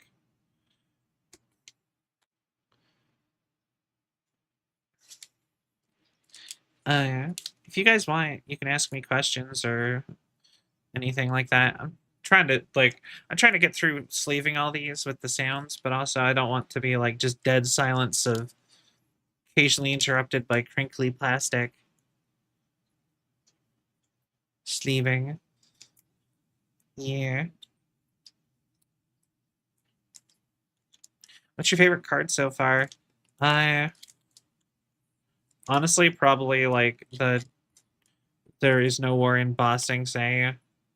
But if you mean out of this set, I think my favorite card was probably the curly-haired vampire guy. I really like him.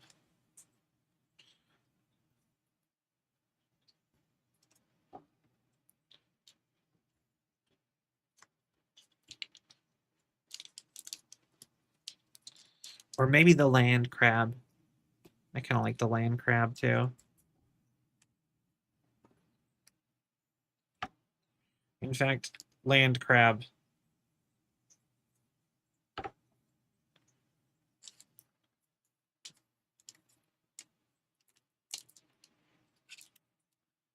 Crab.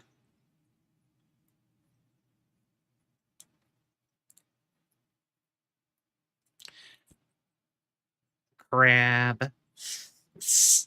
Uh, Speaking of crab, I really want to go to Red Lobster. They have the seafood boils there, and I'm a big fan of seafood boils, but I haven't had one in a while.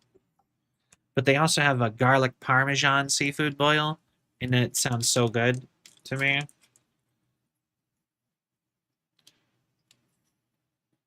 But I only really go out to eat if I outside of fast food.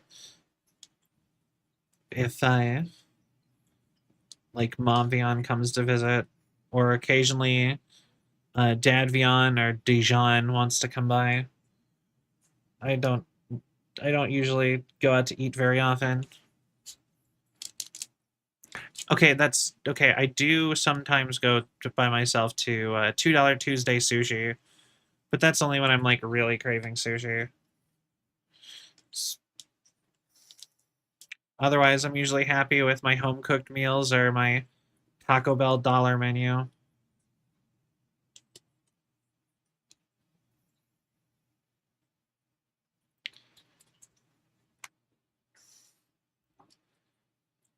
Oh, thank you for the care package. I just saw that. My bad, Mac.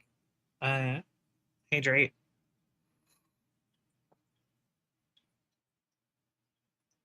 Uh, just realized I'm leaning down really far. I should posture check too. That's part of care package. Um,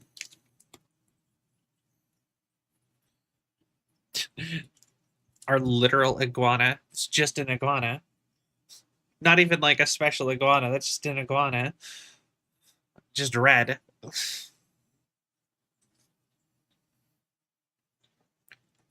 Um,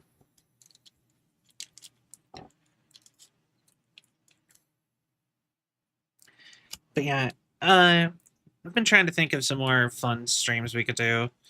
Kind of akin to, I kind of like doing I like doing this as a stream. I also kind of like the idea of doing the more streams like the upcoming Gingerbread House stream. I wanna have stuff like that happening fairly regularly. I think that's a good direction to try to take some stuff. Food. One of my local added Asian section, they have the brand of curry cubes they use. Yo, that's so cool. I really love the Golden Time curry. I should make curry. I love curry. Curry is genuinely one of my favorite foods. The curry makes me so happy. Magic the Gathering. Look at me, an amethyst. We are. I am not very. I've been trying to see if ASMR is a thing that people want me to do, and I had a bunch of trading cards of Magic the Gathering that I had that were unopened. So we've been opening Magic the Gathering cards.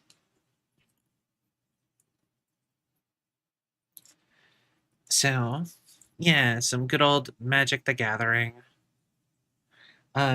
You missed it though. We did Avatar: The Last Airbender in Final Fantasy Magic cards earlier, because Magic is Fortnite now. So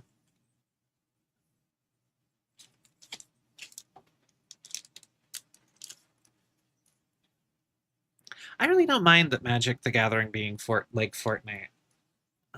Oh, any Fire Red deck cards in here? Yeah. Yeah, I got quite a few fire cards. Like I got the Skyclave Geopede. There's a red card.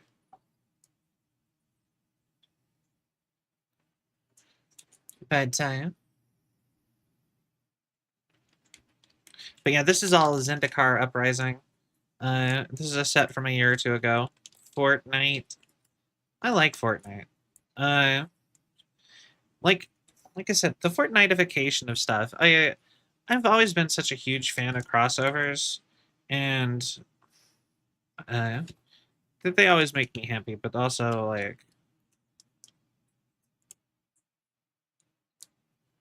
uh, I can get people's exhaustion with it. Nothing can stand alone or whatever, and all that. I only ever played Magic the Gathering 2013 on Xbox 360, and I played Red Deck. That's totally fair. The card game is really fun. You can get the you can play the mobile game version of it for free, and you can get some stuff. Funny enough, I actually the decks that I like most are probably red and white.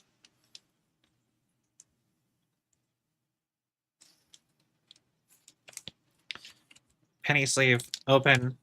Thank you. But yeah, I always play red, white. I have a black deck that I really like, but I haven't played that one as much.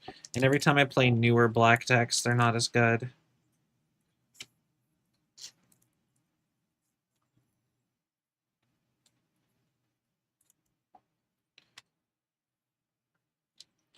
But I still think it's interesting that almost every card in the Avatar: The Last Airbender set is mixed colors. Red main because my friend played blue and said red was OP. So it depends on what you want to do. So because each color does certain things. So good ways to think about it. Blue is a tricky deck.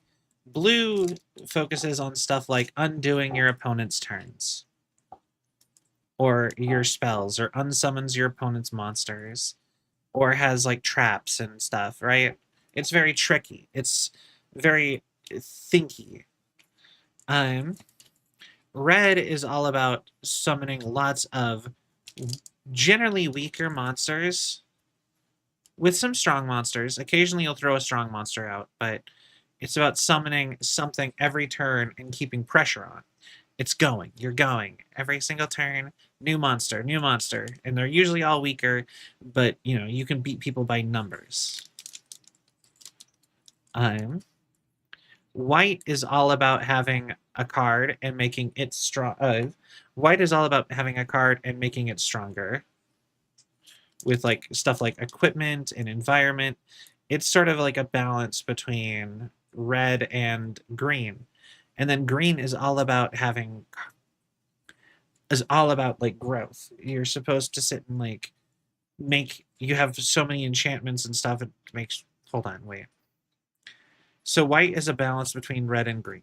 Green is about growth. You make a couple of your monsters really strong and sit and upgrade them. And then red is all about summoning monsters and being a little bit aggressive. White's sort of a balance between the two. And then black is about being unable to destroy monsters. You can't permanently get rid of anything. Everything keeps coming back. Hi, Storm. Welcome in. How are you? Hi. Weird. Hello. Hi. Welcome in. Yeah.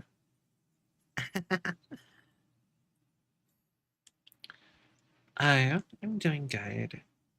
We are doing an attempt at an ASMR stream with my Magic the Gathering cards that I've been meaning to open up for a long time. Then going by that, I normally spam monsters in card games. Yeah, so it sounds like red would be a good fit for you. I really like red. Red is, I will say red's pretty easy to win with.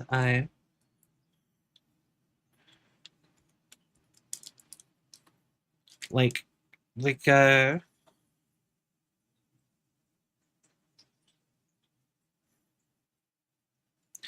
yeah, like I said, the green is sort of all about like using the cards you have, making. Like I said, it's really interesting. Playing Fortnite, trying to up my level. Nice. I haven't played this season much yet, but I need to sit down and do it.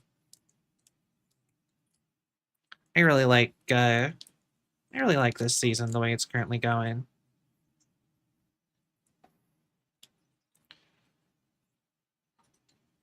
All right. We are almost through this gigantic stack of Zendikar cards. You know, I'm kind of interested in possibly playing Fortnite on stream again. A lot of people didn't like it when I did it before, but I'm open to trying it again. Because that's a big thing I've been wanting to do lately is just try all the stuff I wrote off again to see if they changed. It's part of why I'm also doing this ASMR again, is that I didn't really know how I felt about it the first time. So this time I'm really like trying to gauge the waters on doing ASMR. I don't know if you guys are enjoying this or you guys seem to be enjoying it.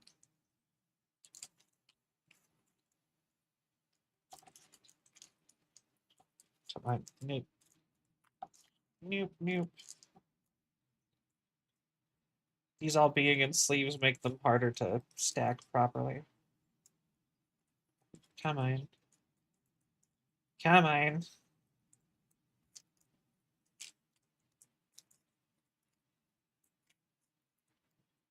And I sleep to ASMR, so I always enjoy it. Well, good. Me too. Honestly, I've noted like I can't sleep without audio playing anymore. I used to be able to. And I mean like in a pinch I can, but like recent years have given me anxiety. So now I need something playing to kind of half listen to while I sleep. Otherwise I won't. And so I end up listening to a lot of ASMR.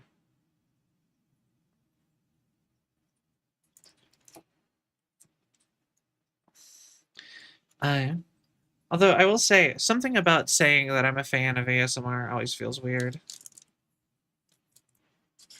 especially if I try to tell ASM artists that I like, that I'm a fan of their ASMR. Something about it feels like I'm not supposed to tell them that. And I don't know why. It's almost like if I found out somebody did like adult content and being like, "Hey, I like your stuff," as they do adult content.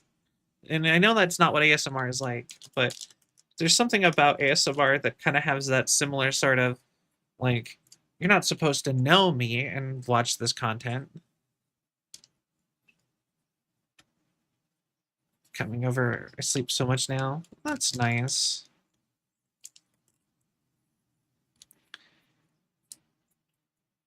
And it's actually funny that I'm like that because I actually, if I was to invite, I actually have an ASM artist that I actually think I could invite onto like Celvionite. And I think it'd be a interesting person to have because they're a really good ASM artist and they have been trying to do VTubing and they haven't really got into it yet. So I bet they would say, I think they might say yes because I think they're really cool from what I've seen of them. But, and they follow me on Twitter.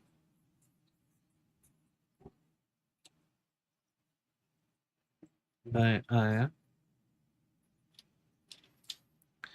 like I said, I'm like, I don't know, being like, hey, I'm a fan of your ASMR.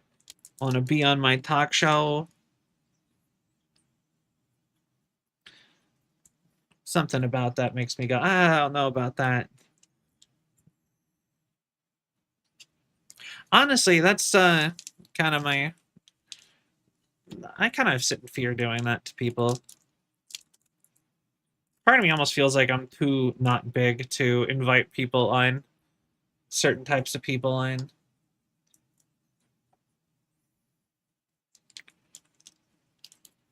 I'd love it if somebody. Oh, well, you know, that's fair.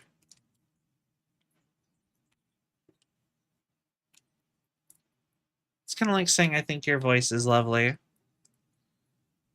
True. Nah, that's true.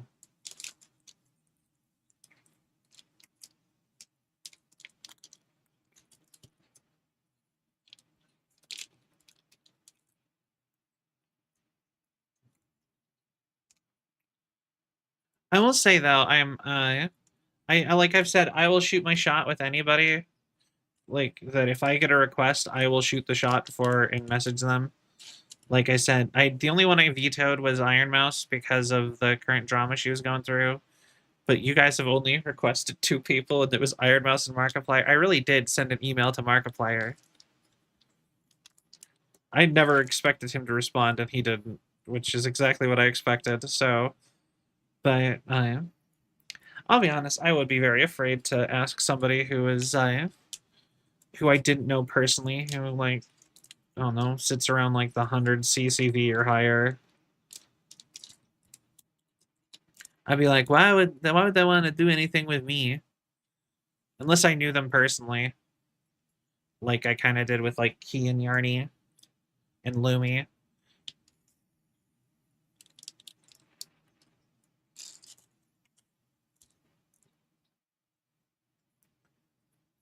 Some players silent raging at Magic the Gathering tournament roleplay ASMR to really shake the marketplace.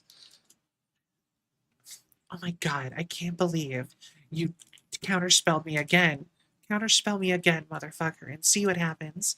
I swear to God, you. How many counterspells do you even have? This cannot be this cannot be terminate legal. I swear to God. Yeah, concurrent viewers is what CCV stands for. But if you say CCV, it usually means like averages. Slam stable. If you pull out what are unsummon one more time, I will gut you. I will use your entrails to make myself a new deck bag. I swear to God.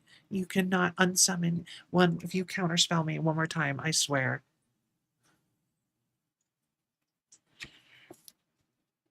Every single card counterspell, you dick. I can't Yeah, no, the game's going fine. No, I'm not yelling. See? Can you hear how quiet my voice is? I kind of actually want to do that now. That's actually really funny.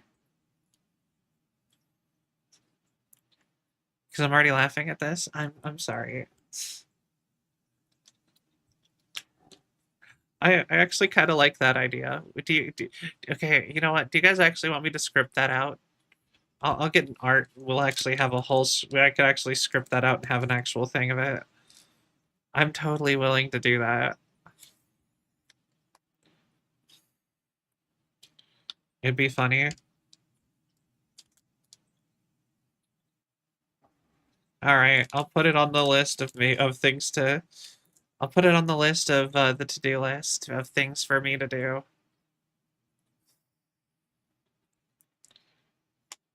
I don't know how long it would be, but I am totally down to do a raging at a Magic the Gathering tournament ASMR.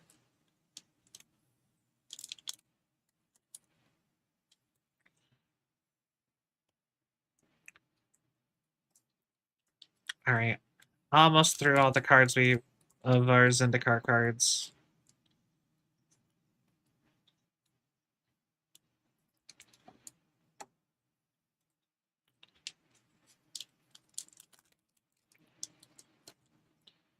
Uh, but yeah, oh, and I added a collections section to the Discord.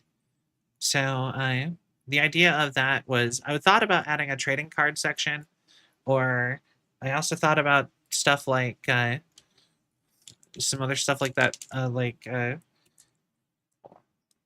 but I figured collections is a good place to put it because it can be like, you know, you can either put trading card stuff in either tabletop or into collections, depending on how you feel.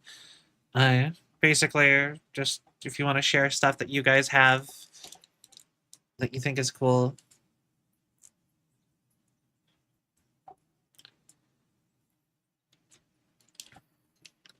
But yeah, I will 100%. I will do that. I like the Magic the Gathering ASMR tournament thing. It sounds so funny.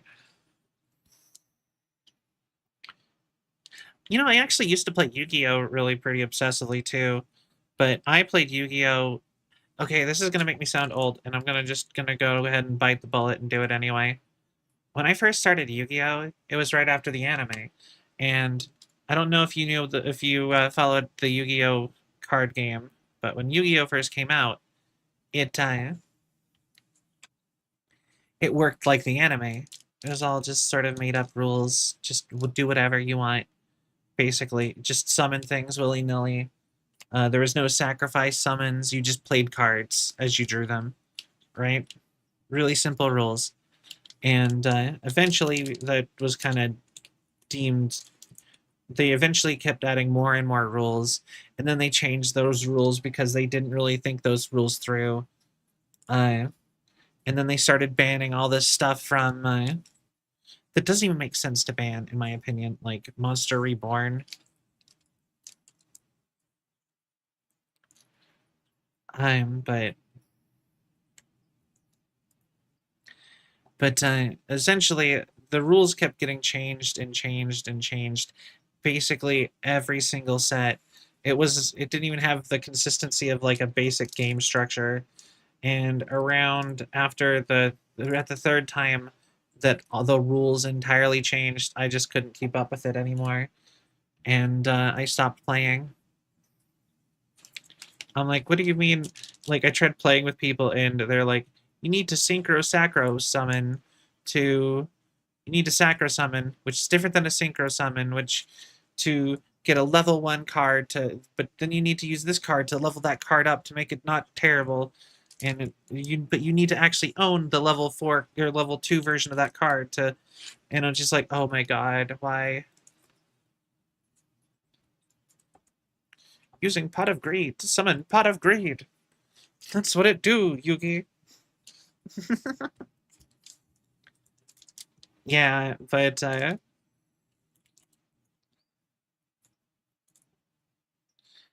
yeah, so You said pot. 420 blaze it. Let's go. Legalize nuclear bombs.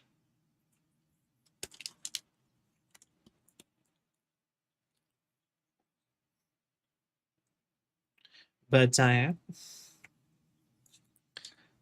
am going to sleeve all the holographic land cards. I'm not going to bother with the regular ones, though. I used Pot of Greed to summon Pot of Greed from my deck, which I used to summon Pot of Greed from my graveyard, which I used to summon Pot of Greed. But yeah, that's how Yu-Gi-Oh! Used to work, and it doesn't work that way anymore. It doesn't have stuff like that.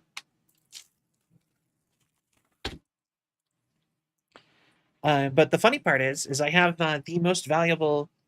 I have a copy of the most valuable Yu-Gi-Oh card in the world. It's worth like $600, but it's worth like $7 right now for me because I don't have it graded. So now it's like $7, which for a piece of cardboard is actually kind of impressive if you really think about it.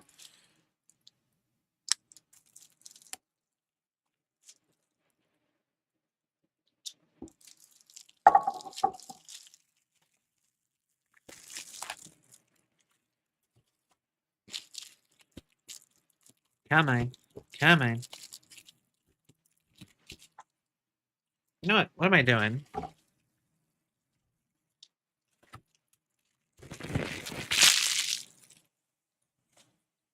There we go. Do-do-do. But, yeah, you have to, like, pay money to make it worth anything. That's, like, the one thing I kind of hate about trading cards is that growing up, everyone was always like, it's going to be worth so much money someday. And nobody... Uh-oh. I already tore my gloves. Dang it. Anyway, everyone was always like, all your trading cards are going to be worth so much money. And no one bothered to look into... Yeah, I'll just even show it to you guys. Like, see?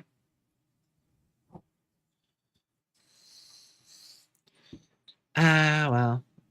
I only paid like $5 for these, if I'm being honest. I probably could have gotten nicer ones. Maybe I could have got some that won't keep sliding down my arms as I wear them. One of Michael Jones from Rooster Teeth who gets hit with Exodia on the first turn is the only thing I know about Yu-Gi-Oh! That's fair. But yeah, I actually would be willing to sell my Yu-Gi-Oh! Cards to...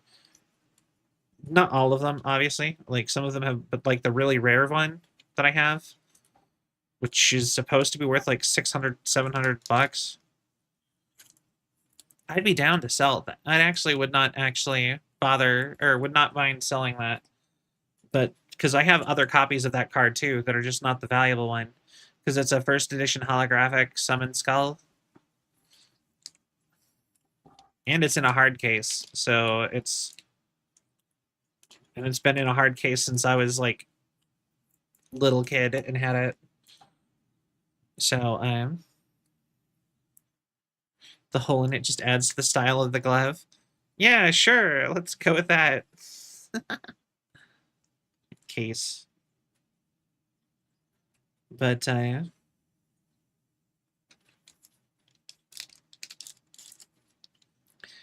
but yeah, like I said, I wouldn't mind selling the my rare Yu-Gi-Oh cards.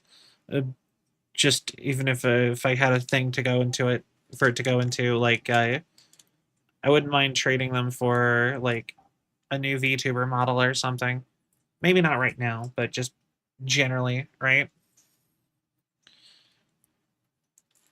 But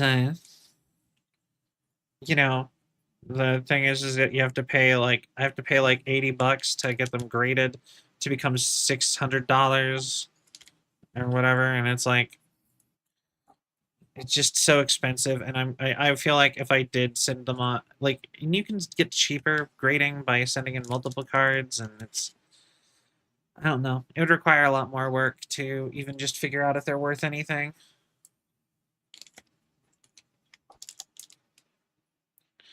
So instead, I'm just like, I'll just keep it. Maybe someday I'll go put it, get it graded, so at least I have that as an option.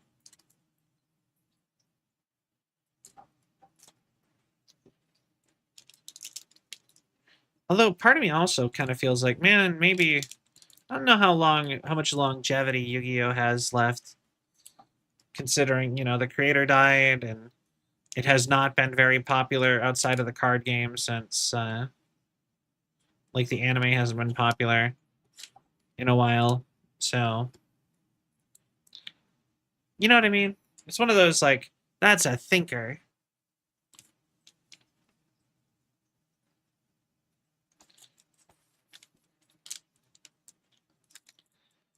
But, you know, part of me also just likes having it. You know what I mean? It's cool to be like, I have the most valuable Yu-Gi-Oh card.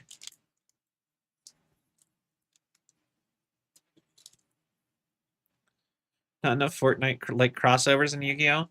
I think Yu-Gi-Oh only has the one crossover, and funny enough, it's Metal Gear Solid and Gradius. Oh wait, they have two. Yeah. So they have Gradius, the arcade game, and then they have Metal Gear Solid.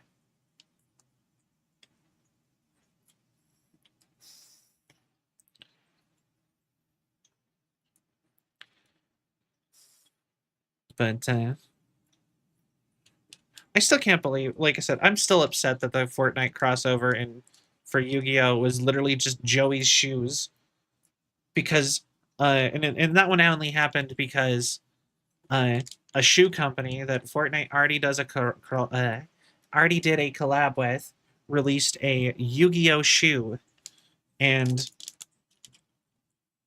they apparently just got permission by Konami, who owns Yu-Gi-Oh, to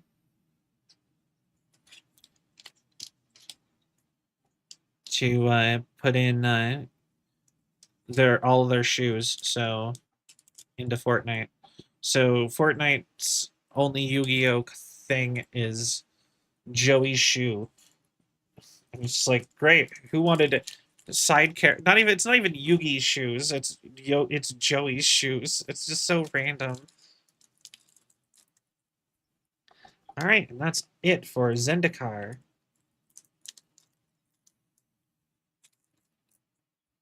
Um, came with this like deck box. I think I'm gonna try to keep it all together. First, like pretty dark when people died, but the yeah, no, exactly. It used to be basically Saw, but with board games. And then the arc that was most popular was the Magic the Gathering sectors part. So they rewrote they redid the entire manga to be about the Magic the Gathering copy game.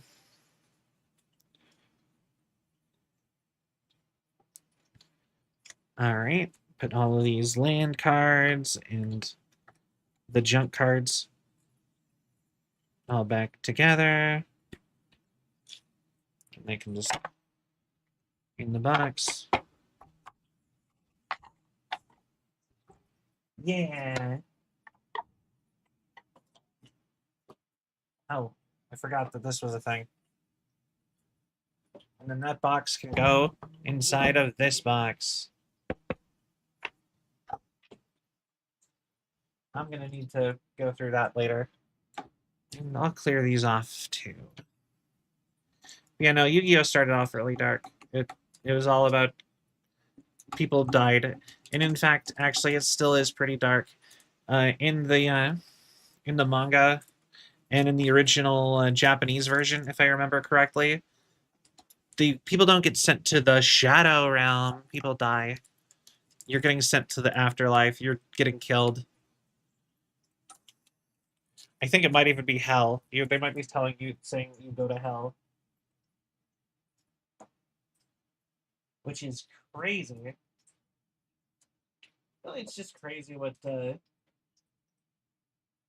children's media in other countries can get away with. All right, so this is my other big box. I don't know. I have an hour left in stream, give or take a bit. I could start opening this, or I can put it off for another stream and we can kind of wrap up. I mean, I don't even technically have an hour. I have like 30 minutes.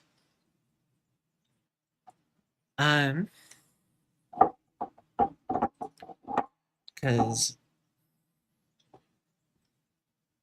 Yu-Gi-Oh might not have enough crossovers. Did you know Beyblade got what was this part of? Yeah, that's so funny.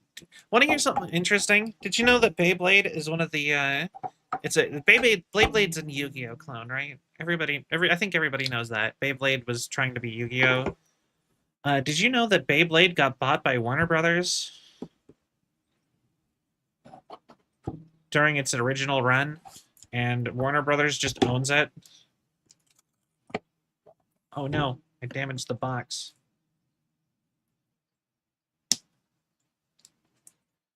Somehow I scratched the box without cutting the plastic. Wait, how's that even possible? Wait.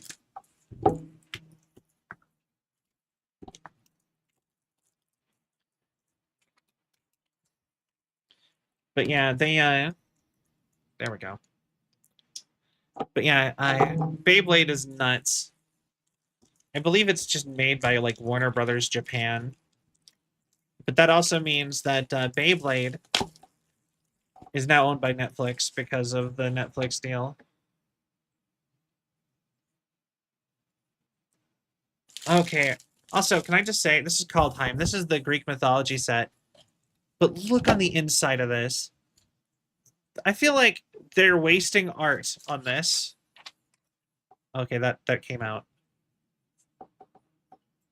My friend Novella brought Beyblades to TwitchCon. I thought that was so cool. It's so fun. But like, look at that. There's like cool art on the inside of this.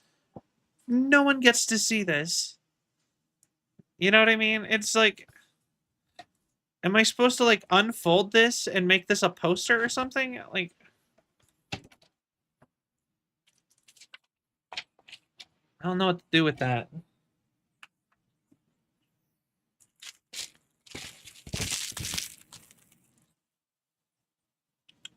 All right.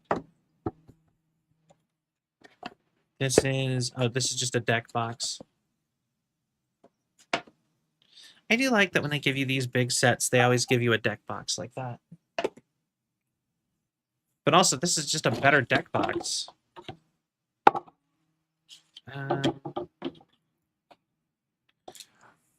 Ooh, turn counter gold.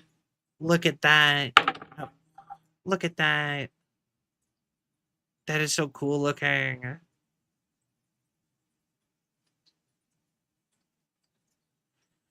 I really wish they would just use give us a 20-sided die with these instead. Okay, so this set comes with... I love Beyblades. They will never not be cool. I agree. I don't own any anymore, but I do love them. Okay, so it's got 1, 2, 3, 4, 5, 6, 7, 8, 9, 10 booster packs. Then it's got rule cards, whatever. It's got the land thing, and then it's got another holographic land with... This is kind of cool. I assume these are holographic lands with this, but... like, reflections of Litjara.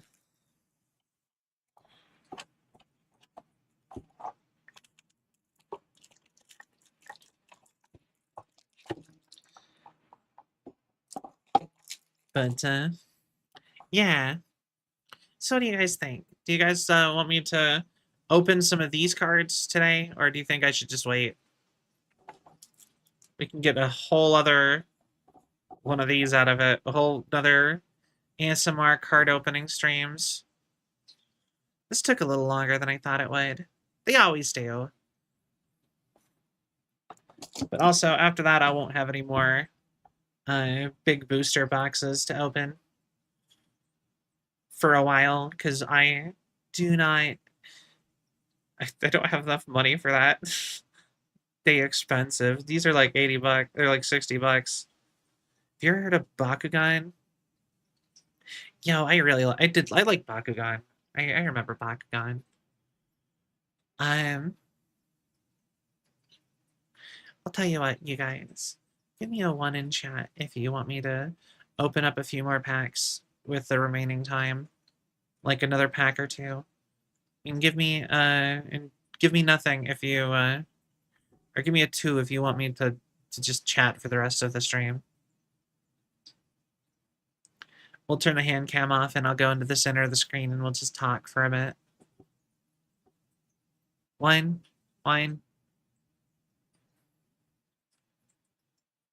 If I can get 2 more ones, I'll open a few more packs. Or you know what, I'll just do it. I have too many lurkers, I think, to expect that. Alright. Well, yeah. These ones are so shiny. Like, look at that. It's so shiny compared to the last set. Yeah. Now, the thing that I would question if anybody remembers is, do you guys remember Betamine? That's the one nobody remembers.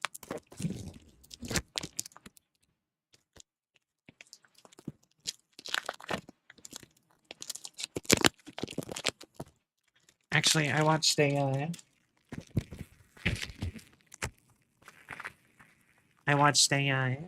episode of you know, if you guys know Merriweather of Merriweather Media. He's a VTuber, but he runs a comic company. He does little animated stories sometimes, and he did a video not that long ago about how when he was a kid he played like the scan monster. Oh, Max sent ones. Okay, I see your DMs, Mac. Failed to send. Oh, I hope you can get that figured out. I would hate for you to like be having issues.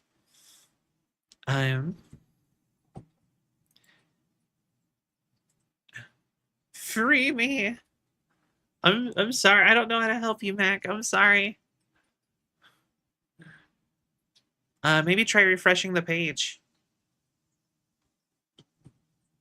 Or maybe switching to mod view might help. I'm not sure. I'm sorry.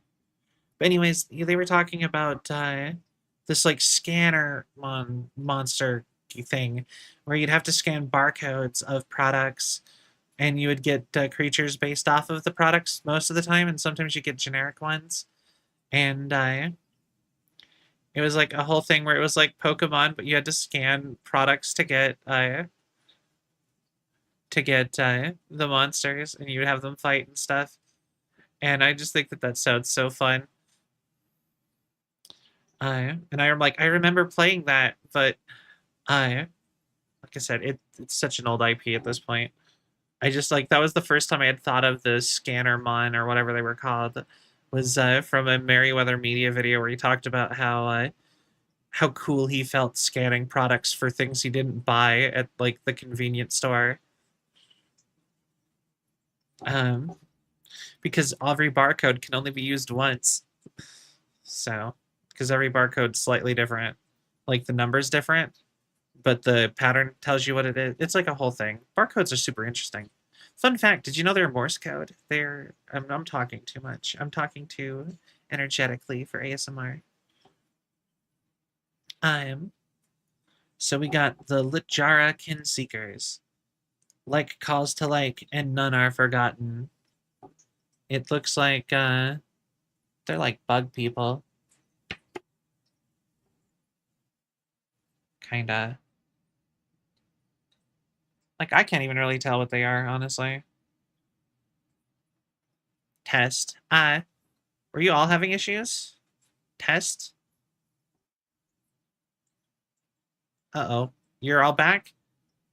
Uh-oh. What was happening?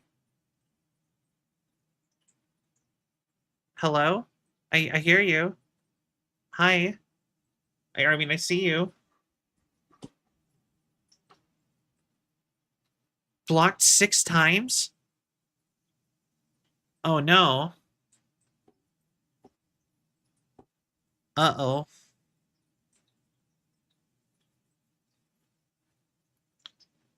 I'm glad you guys are back now.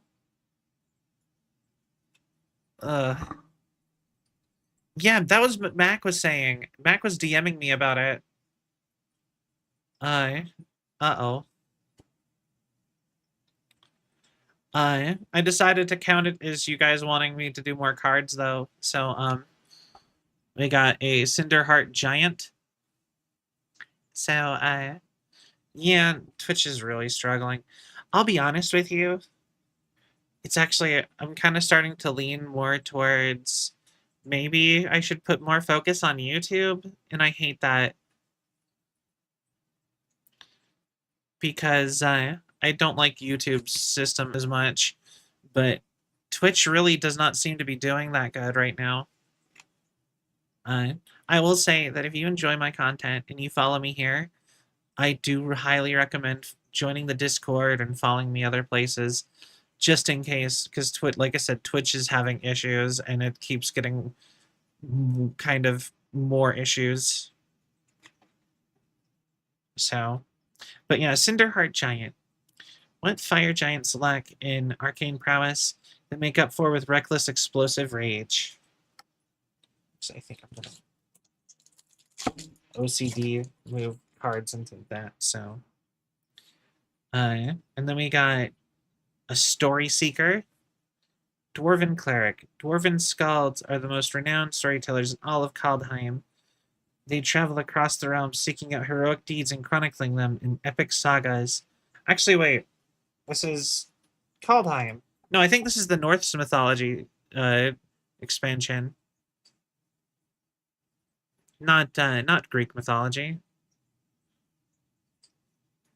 Dwarven Skalds. Yeah, I already did that. Read that.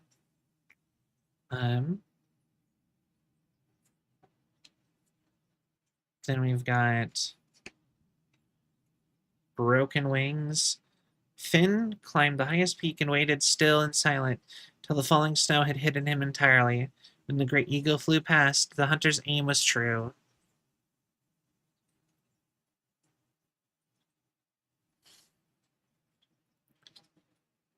Yeah, I had to reset my whole PC. Twitch hate. I'm so sorry.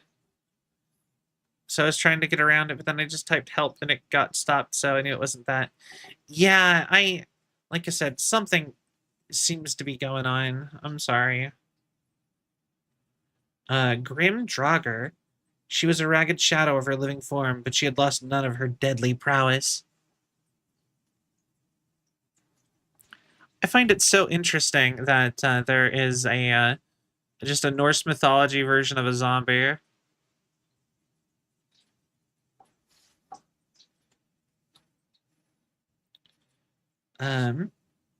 Ravenous Lindworm.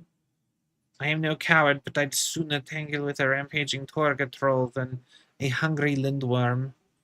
Jäger, a Beskir warrior. I don't know why I did an accent for that. I think it's the Lindworm. Kind of a cool card. It's a green.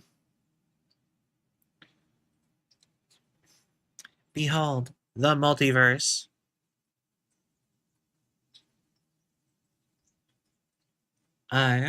Countless worlds unfolded before Nico, everyone in need of heroes. Are these actually references to other sets? Because that looks like the Greek mythology setting. It actually might be. All the little glass things with little pictures inside. Revitalize! Essica knows how to distill the essence of the world tree into the cosmos elixir, magical substance which grants the Scoti god family immortality. Oh, this definitely is Norse mythology themed.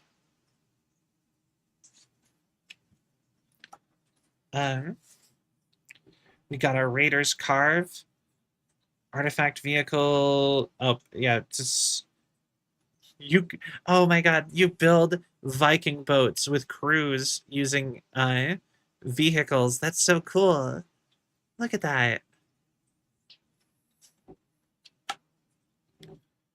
Um, Squash. The troll had recently crushed a human in much the same way. Sadly, he expired too quickly to appreciate the irony. Deals 6 damage to any non-planeswalker. Ooh, that's actually really good. Here's a red card, though. But you have to have a giant. Only casts 3 if you have a giant.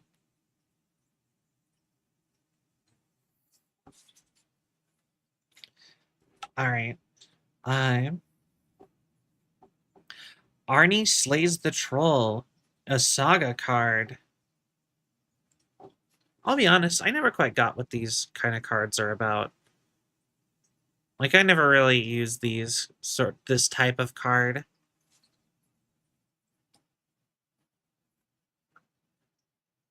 Port of Carfel.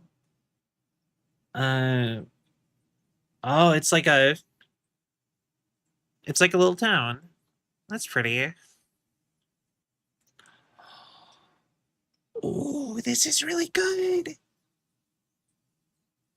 Well, actually, the card itself is very good, but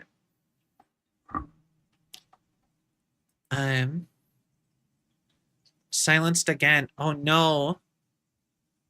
I'll search the streams. I seem to be one of the unlucky ones. Oh no. You unpinned them. Okay. It's fine. We are almost done with the stream anyway. If you can still hear me, you don't worry. We have Maja, the Predagard Protector. Legendary Human Warrior. Look at how pretty this card is. I love it.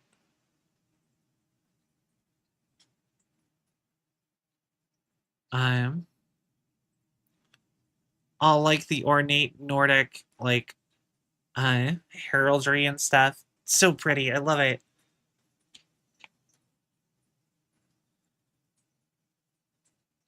Essica's Chariot. It's got a kitty cat in it. That's really cute.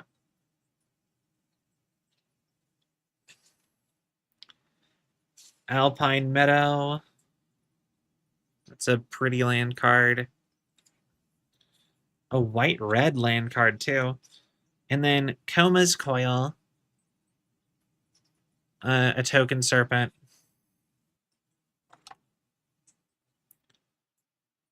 All right. But yeah, like, at least we had most of the stream without having to deal with the connection issues. There's, you know, that's a plus side, right?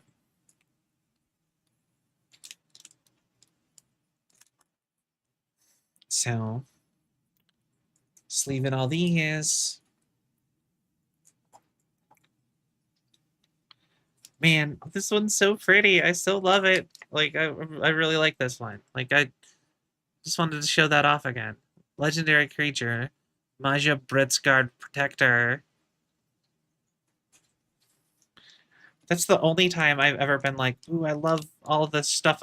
Like, I like the outside of the art more than the art. Yeah. Sorry, everybody. Apparently Twitch is having issues with the chat. You don't, it's fine. If it's not letting you message, I've heard it might be Cloudflare. Like, maybe it's Cloudflare, because I see Cloudflare goes down constantly nowadays. And apparently half the internet runs on it.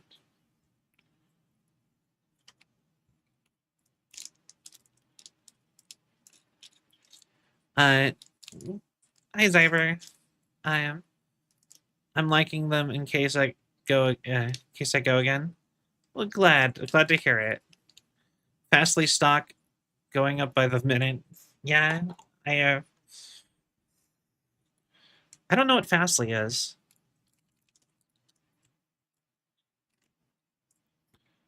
Lamau. Is it just another like web host thing?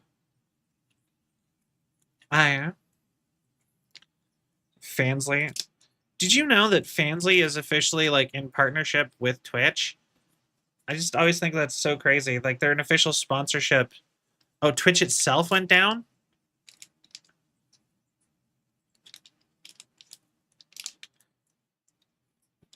But like Fansly sponsored TwitchCon.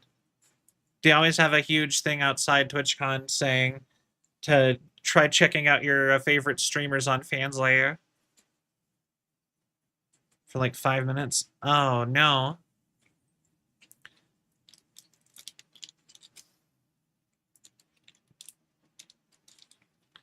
I will also say though I am live over on YouTube. If maybe that would help. That's where you go to sell cards, sell your cards.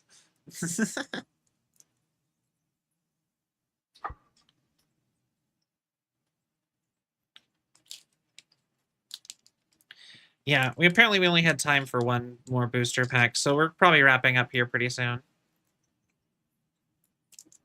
Oh.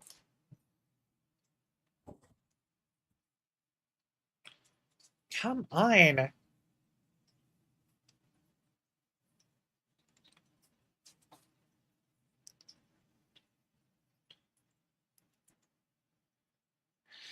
But yeah, like I said, if Twitch is down, maybe YouTube's fine. I'm not really sure.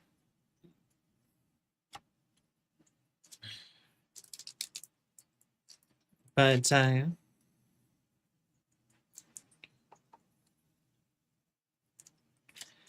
put those together.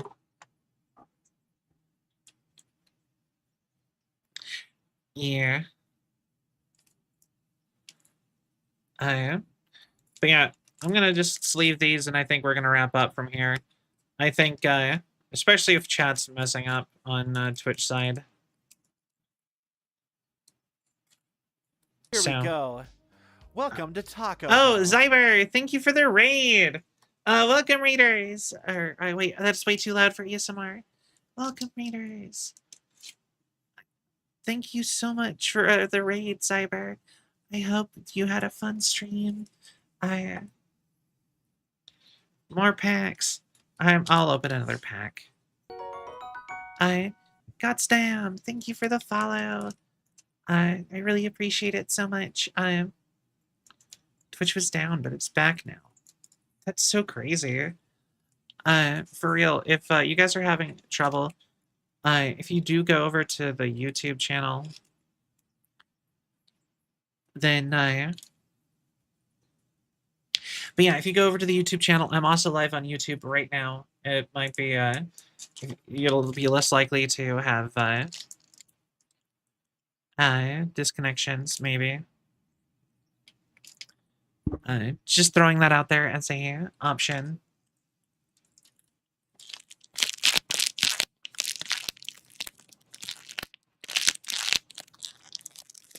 But yeah, I'll open at least one more pack.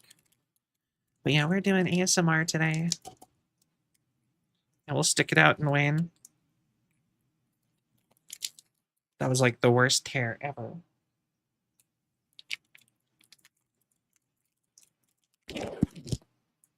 Let's go, red cards. Yeah.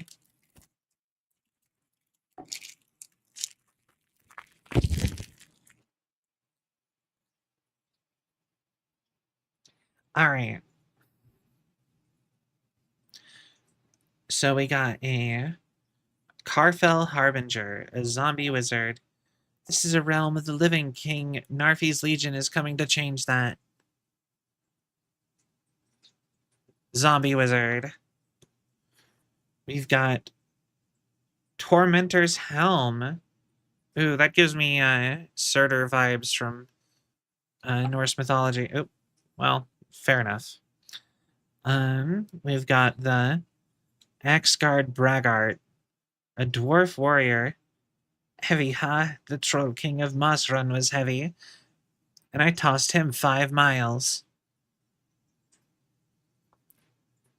But yeah, we're doing ASMR. This is kind of our stream for today. We do lots of stuff, but thank you so much for the follow, Godstem. Like I said, this is our stream for today. We're almost out of time for the stream, but Thank you for the head pats, Mama Mila Media.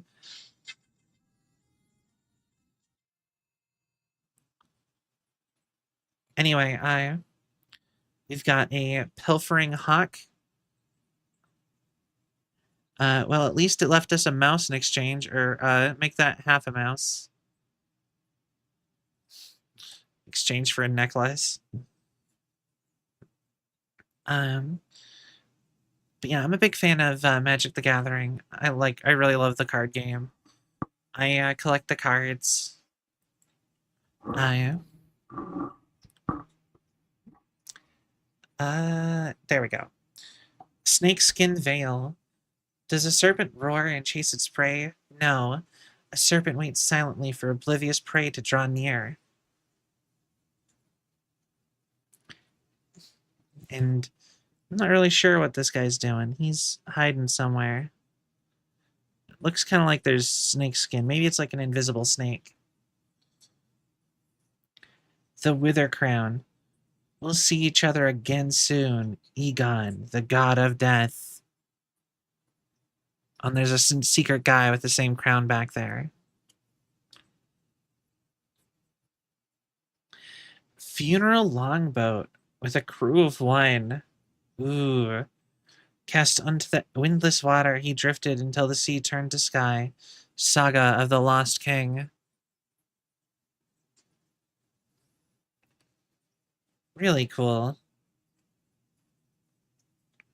Sculptor of Winter. A snow creature elf rogue. I and my kin remember the old ways. The frost whispers to me in a language too ancient for the Skoti usurpers to understand.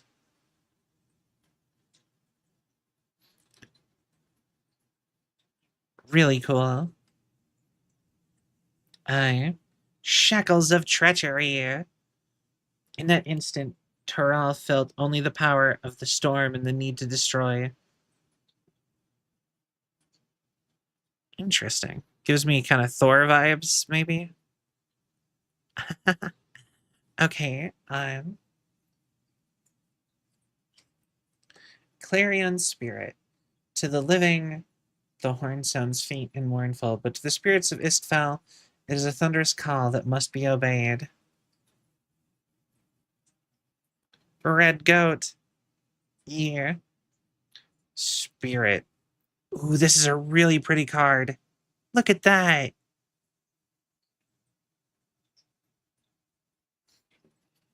I think the Arctic is really pretty, but also, like, I never want to go there. I hate the cold so much. But I hate the warmth too. I think the whole planet should be temperature locked to like 69 degrees. So, a trickster god's heist. Ooh, this is like an old classic, like one of those tapestry paintings, kind of tapestries.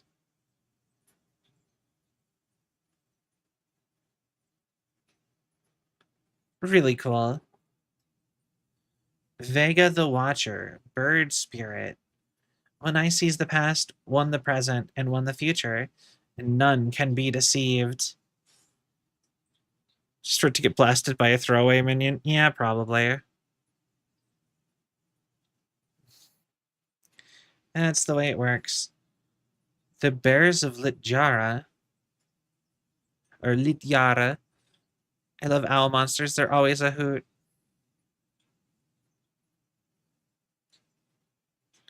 You know what that kind of makes me think of? This is a really dumb joke, but you know that like who shut up and dance with me. It's my destiny. Singing ooh ooh. I used to make a joke that it made me think of owl girls. It should be like owl girls, like cat girls, for that song. Who shut up and dance. Anyway, such a dumb joke. The Bears of Litjara, another tapestry, this time with bears and a man with two bears. Between two bears. That's a gay talk show. Hello, Coconut Shine. Welcome in. Owl girls. If owl girls were popular instead of cat girls, I can already kind of imagine it. Just give them like big glasses. And yeah, I can imagine it. Snow-covered plains. This is a really cool looking land card. Oh, between two bears, the gay talk show. A holographic Port of Carfell, and a junk card. This one's holographic. Ooh, owl girls would be so cute. They would be.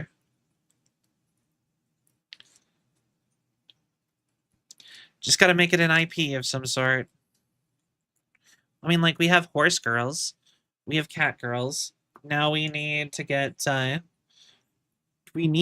like, a bird girl show go, or, like, something with bird girls going. And then we can have owl girls be the most popular category. Oh, wait, you could do owl girls and, okay, actually, you want to hear something stupid? I actually had, I had a really dumb idea for I had a dream that I was making video games again, and I was just at the release party for a game that I invented, a video game, but it was a trading card game video game, and this was something that I dreamed up. Okay, and the game was called Cute Boys: The Reckoning, and it was all about cute boys. And your categories, your like elements, like for Magic the Gathering, were were femboys, twinks, twunks, and himbos.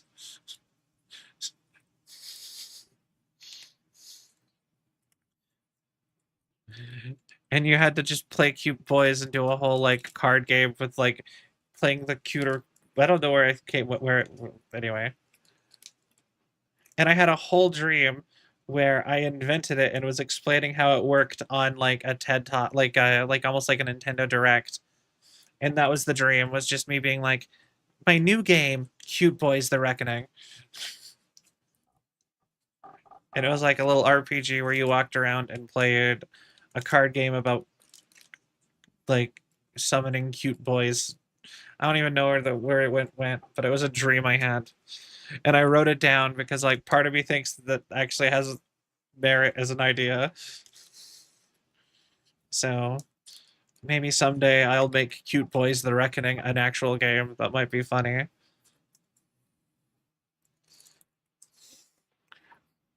Now, would you go in on now would you play a twink deck, a twunk deck, a himbo deck, or a femboy deck? Feel the summoning cute boys as promise. Right? Like, I dreamed that. They had that idea in a dream. Get Gabe on the line about that dream. Could be the Half-Life 3 we need.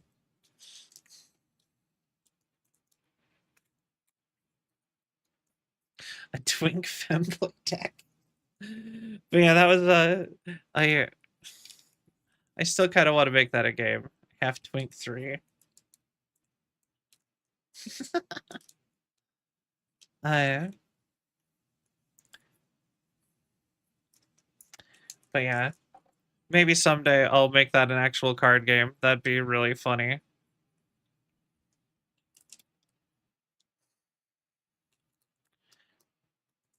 Uh, or but it was a game kind of like Inscription. It was like a video game. Which one would be the reg deck? Now that is a good question. Like, how do you think those cards would play? Like, I don't even like I the most detail I got out of the dream was the four elements of twink, twunk, femboy, and himbo. It really should have been hunk, femboy, and hunk. Twink, twunk, femboy, hunk. That would have been funnier, but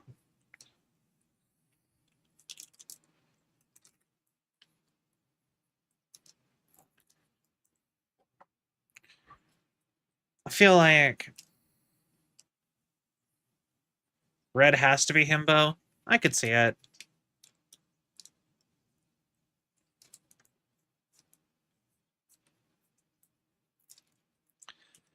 The supportive focus deck, upping the stats of other cards. Ooh, yeah. You know what? I could see that too.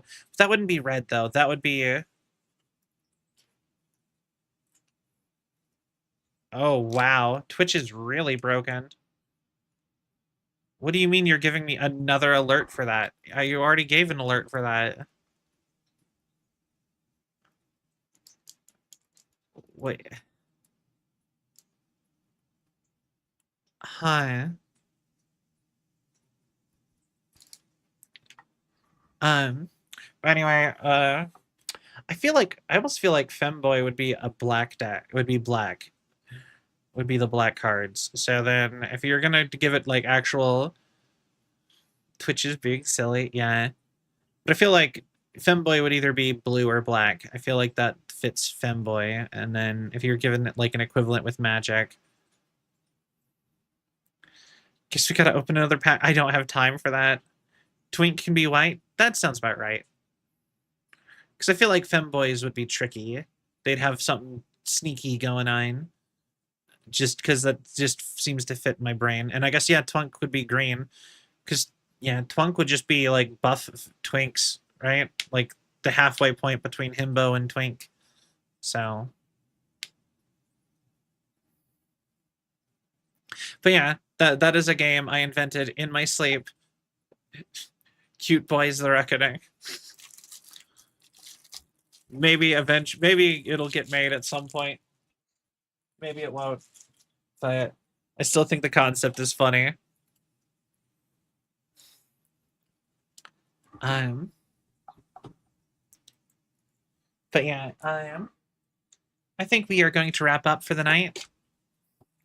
Like I said, Twitch is breaking quite a bit, and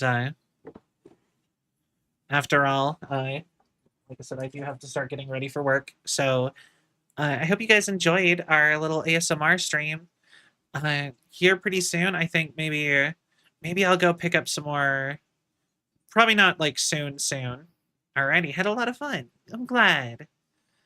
So maybe we'll do this again. Maybe I'll go pick up a few more Avatar: The Last Airbender or Final Fantasy booster packs, and I'll save them and not open them just because I got them. Oh, thank you. But yeah, next time I'll save them and not open them just because. We still have some more stream wrap up stuff.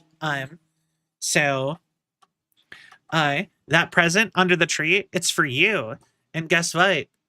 If you come over here to our schedule, we're opening it for you on Tuesday. Part of me almost feels like I should have had more build up for it, a few more days of it being back there, but I don't know. But that present back there, it's for you. You, chat, it's for you. And like I said, we're gonna open that up on Tuesday for you. So I hope you're excited to go see what you guys got for Christmas. Yeah. Also on Tuesday, if you look, or yeah, we to go over the schedule one more time again. We are taking tomorrow off for new PC in that box back there. Yeah, maybe. But yeah, we're gonna make a gingerbread house with another hand cam stream on Wednesday. So we're opening the Christmas present. It's gonna be like a just chatting stream. We might switch to something else also. We're gonna be making a gingerbread house on Wednesday. I hope nothing strange is going on with that gingerbread house. By that I mean I got a Jurassic Park gingerbread house. You can figure that out how you want. I'll just spoil it. Why not? Thursday, we're going to be playing some more of the Minecraft SMP. Which I've been really loving. My Celvion Corp tower is well on its way.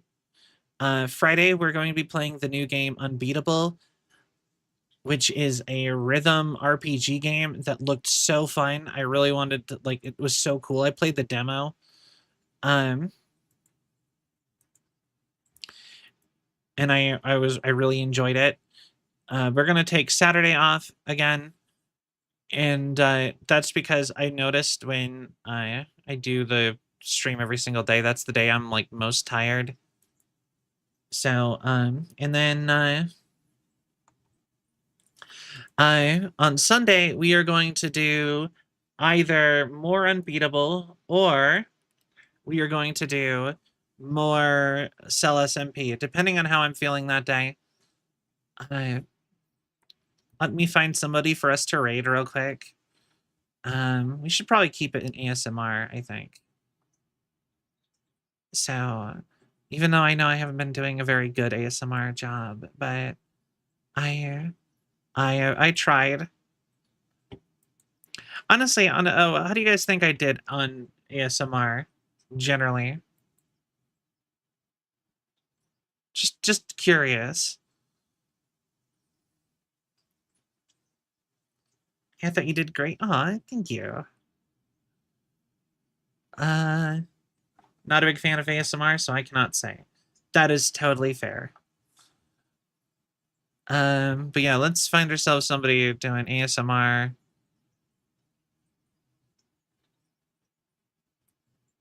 Oh, that's a rerun.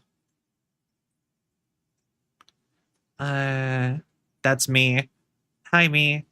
Um, man. Yeah.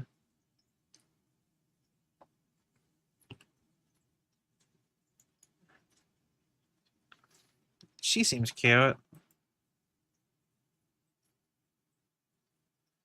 Oh.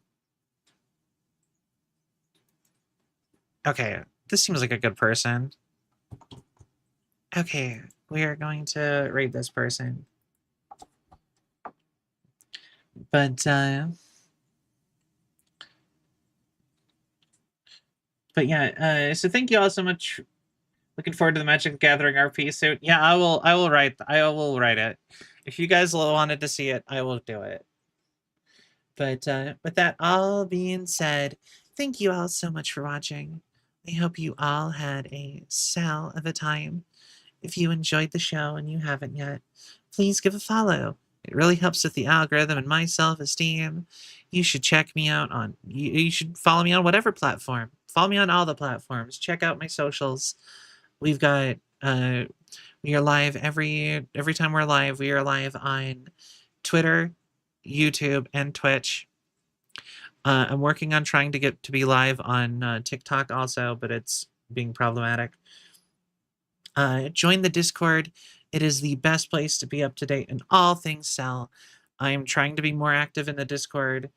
We're gonna start doing community nights. That is something I just realized I forgot to put on the schedule. That's so totally my bad. Um, uh, Merch. We have a merch store. We have a Patreon. And we are sponsored by Advanced GG. Use code Celvion10 at checkout to get 10% off of all your purchases through Advanced GG. I hope you all have a wonderful, wonderful Sunday night, and I will see you guys again on Tuesday. Good night, everybody. Good night.